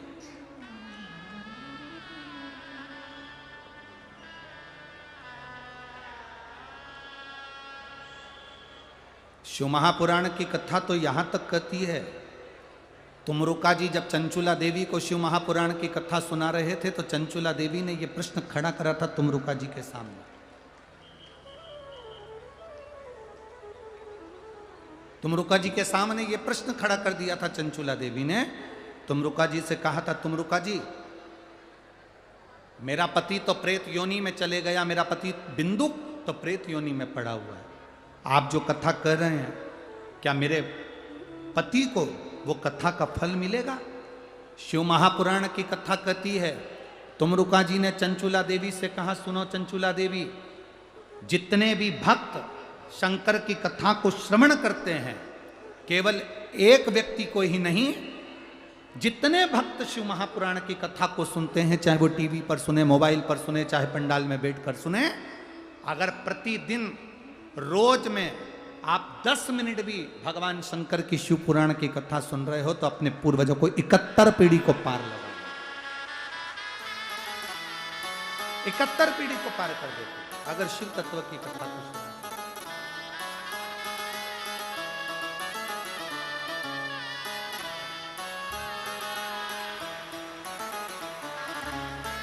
ये वही बच्चा है जो गर्भ में एक बच्चा शांत हो गया था 6ठे महीने में, और गर्भ में दूसरे बच्चे के लिए इस माँ ने शंकर जी के मंदिर के बाहर बैठकर भगवान शंकर का जल पी पी कर 3 महीना निकाला और 9वें महीने में इस बच्चे को जन्म दिया।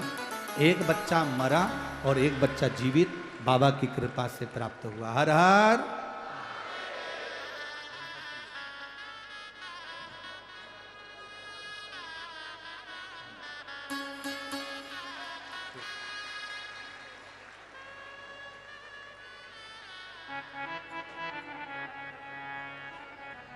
शिव की उपासना। जब हम उसके भरोसे रहते हैं तो जीवन का एक आनंद ही होता है। इसीलिए कहते हैं हम तो बाबा के चलते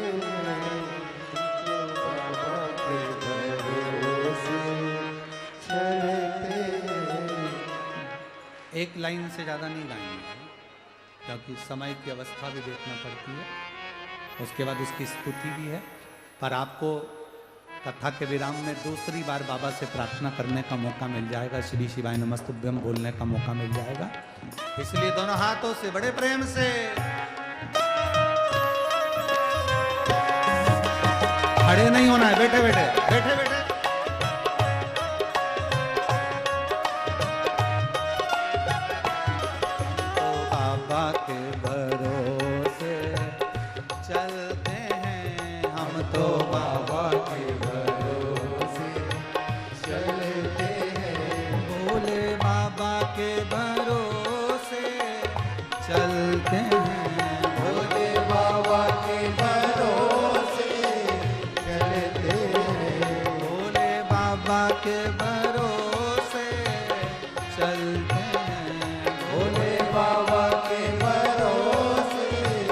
चलते हैं। हम तो बाबा के भरोसे चलते हैं। हम तो बाबा के भरोसे चलते हैं। सीहोर वाले के भरोसे चलते हैं। सीहोर वाले के भरोसे चलते हैं। सीहोर वाले के भरोसे चलते हैं। सीहोर वाले के भरोसे चलते हैं। हम तो बाबा के भरोसे चलते हैं। भोले बाबा के भरोसे चलते हैं। ये दुनिया वाले चलते हैं। ये दुनिया वाले चलते हैं। ये दुनिया वाले जलते हैं। ये दुनिया वाले जलते हैं। हम तो बाबा के भरोसे चलते हैं। हम तो बाबा के भरोसे चलते हैं। ओ घड़दानी के भरोसे चलते हैं। ओ घड़दानी के भरोसे चलते हैं। कुबरेश्वर महादेव के भरोसे चलते हैं। भोले बाबा के भरोसे चलते हैं। हम तो बाबा के भरोसे चलते हैं। हम तो बाबा के भरोसे चलते हैं। ओ घड़दानी के भरोसे चलते हैं। ओ घड़दानी के भरोसे चलते हैं।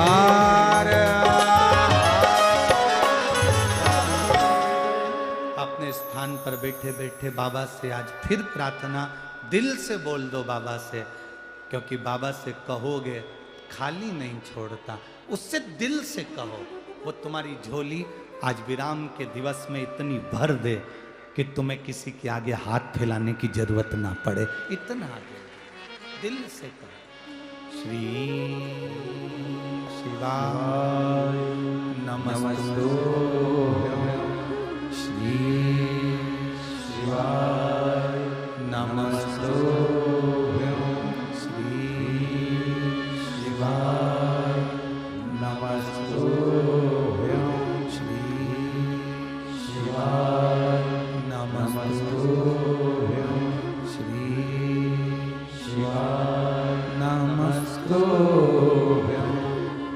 भोला सदगुरु काटो मारा।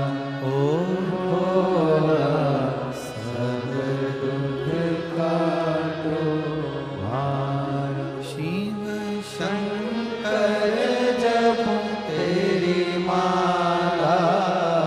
भोले बाबा जप तेरी माला। भोला सब दुख काटो मारा। ओ भोला सब दुख काटो मारा। वेश मंगल मंगलकारी। वेश मंगल मंगलकारी। शमशान वासी हमारा। शमशान वासी हमारा। ओ भोला सब दुख काटो मारा। ओ भोला सब दुख काटो मारा। शिव कथा कर रहे हैं, भगवान देवादिदेव महादेव का संवाद कर रहे हैं।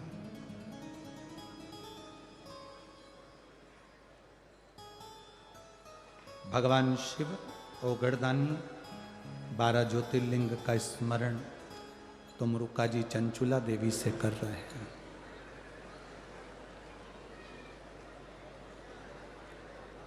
बारह ज्योतिर्लिंग का स्मरण किया।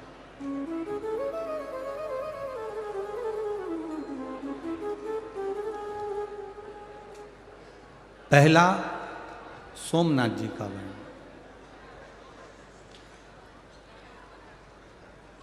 चंद्र को काया का रोग हुआ, शिव जी ने उसका रोग ठीक करा, उनके रोग को शिव ठीक करा।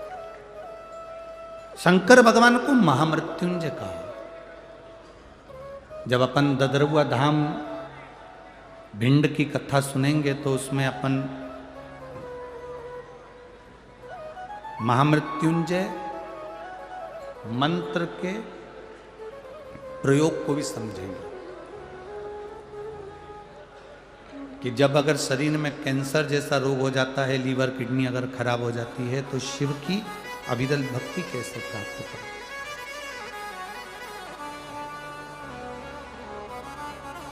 परसों की कथा में हमने एक बात कही थी, बीमारी आएगी तब दवा खाओगे, बीमारी आएगी तब इंजेक्शन लगवाओगे, बीमारी आएगी तब महामृत्युंजय करवाओगे, बीमारी आएगी तब आप रुद्राक्ष धारण करोगे। तो हमारा तो एक निवेदन आप सबसे, चाहे महिला हो चाहे पुरुष हो, बेटियां हो चाहे बेटे हो, कोई शर्म मत करो। कॉलेज के लड़के तुम पर हंसे, हंसने दो, कॉलेज की लड़कियां तुम पे हंसे, हंसने दो, पर अपने गले में एक रुद्राक्ष पहन कर रखो। वो क्या फल देगा ये तो तुम्हारी जिंदगी में मालूम पड़ेगा। वो क्या फल प्रदान करेगा ये आपके जीवन में वो आपको मालूम पड़ेगा। पहन कर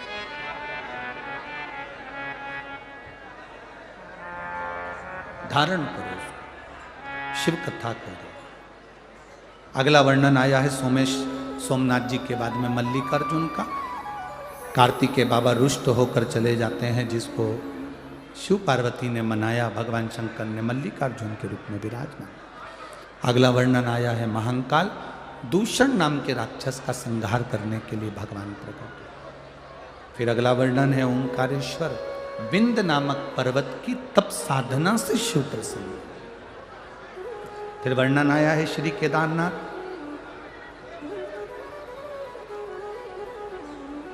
नर नारायण के तप के फल से श्री केदारेश्वर प्रकट हुए। अगला वर्णन आया है भीमा शंकर, कुंभकर्ण की पत्नी करकटी से पुत्र हुआ था भीम, जिसका संहार शिव जी ने करा था, तो भीमा शंकर कहला। फिर वर्णन आया है काशी विश्वनाथ, मनु शत्रुपा ने तप कर कर शिव जी को प्राप्त किया। अगला वर्णन है त्र्यंबकेश्वर, पूरी भारत की भूमि पर 12 ज्योतिर्लिंग में से एक ज्योतिर्लिंग ऐसा है जो ब्रह्मा, विष्णु और महेश तीनों का प्रतिबिंब दर्शा देता है। वो त्र्यंबकेश्वर है, वो त्र्यंबक है, वो त्रिपुंडधारी, त्रिनेत्रधारी, त्रिशूलधारी, तीनों लोकों का अधिकारी, संपूर्ण विश्व का कल्याण करने वाला त्र्यंबक में बैठा। नासिक में जो कथा है अपनी 21 से 25 नवंबर, आज कितनी तारीख है? आज कितनी तारीख है? 19। कल 20 तारीख, एक दिन बीच में गैप है। सीहोर में गौशाला पर अन्नकूट होता है हमारे कुबेर भंडारी का, तो उसमें कल का दिन हमारा वहाँ अन्नकूट में रहेगा। फिर वापिस 21 तारीख को नासिक में कथा चालू होगी।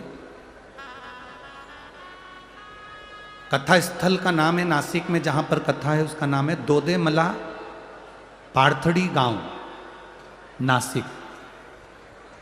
दोदेमाला पार्थड़ी गांव, नासिक। नासिक के अंदर इतना सारा भीड़ इकट्ठा हो जाए तो कुंभ की गलियां जैसा हाल हो जाए, इसलिए थोड़ा सा बाहर लिया गया उसको। पर कितना बड़ा सौभाग्य आपका और हमारा, कार्तिक का महीना, प्रयागराज कुंभ की अर्थात जहाँ कुंभ भराता है ऐसी पवित्र धरा नासिक की, त्र्यंबकेश्वर बाबा का स्थान और गोदावरी माँ का स्थान, और कार्तिक के महीने में शिव पुराण की कथा। ये तो बाबा ने ऐसा कर दिया जैसे खजाना लुटा दिया हो पूरे महाराष्ट्र वालों के लिए। ये शिव की कृपा भाव से सुनो।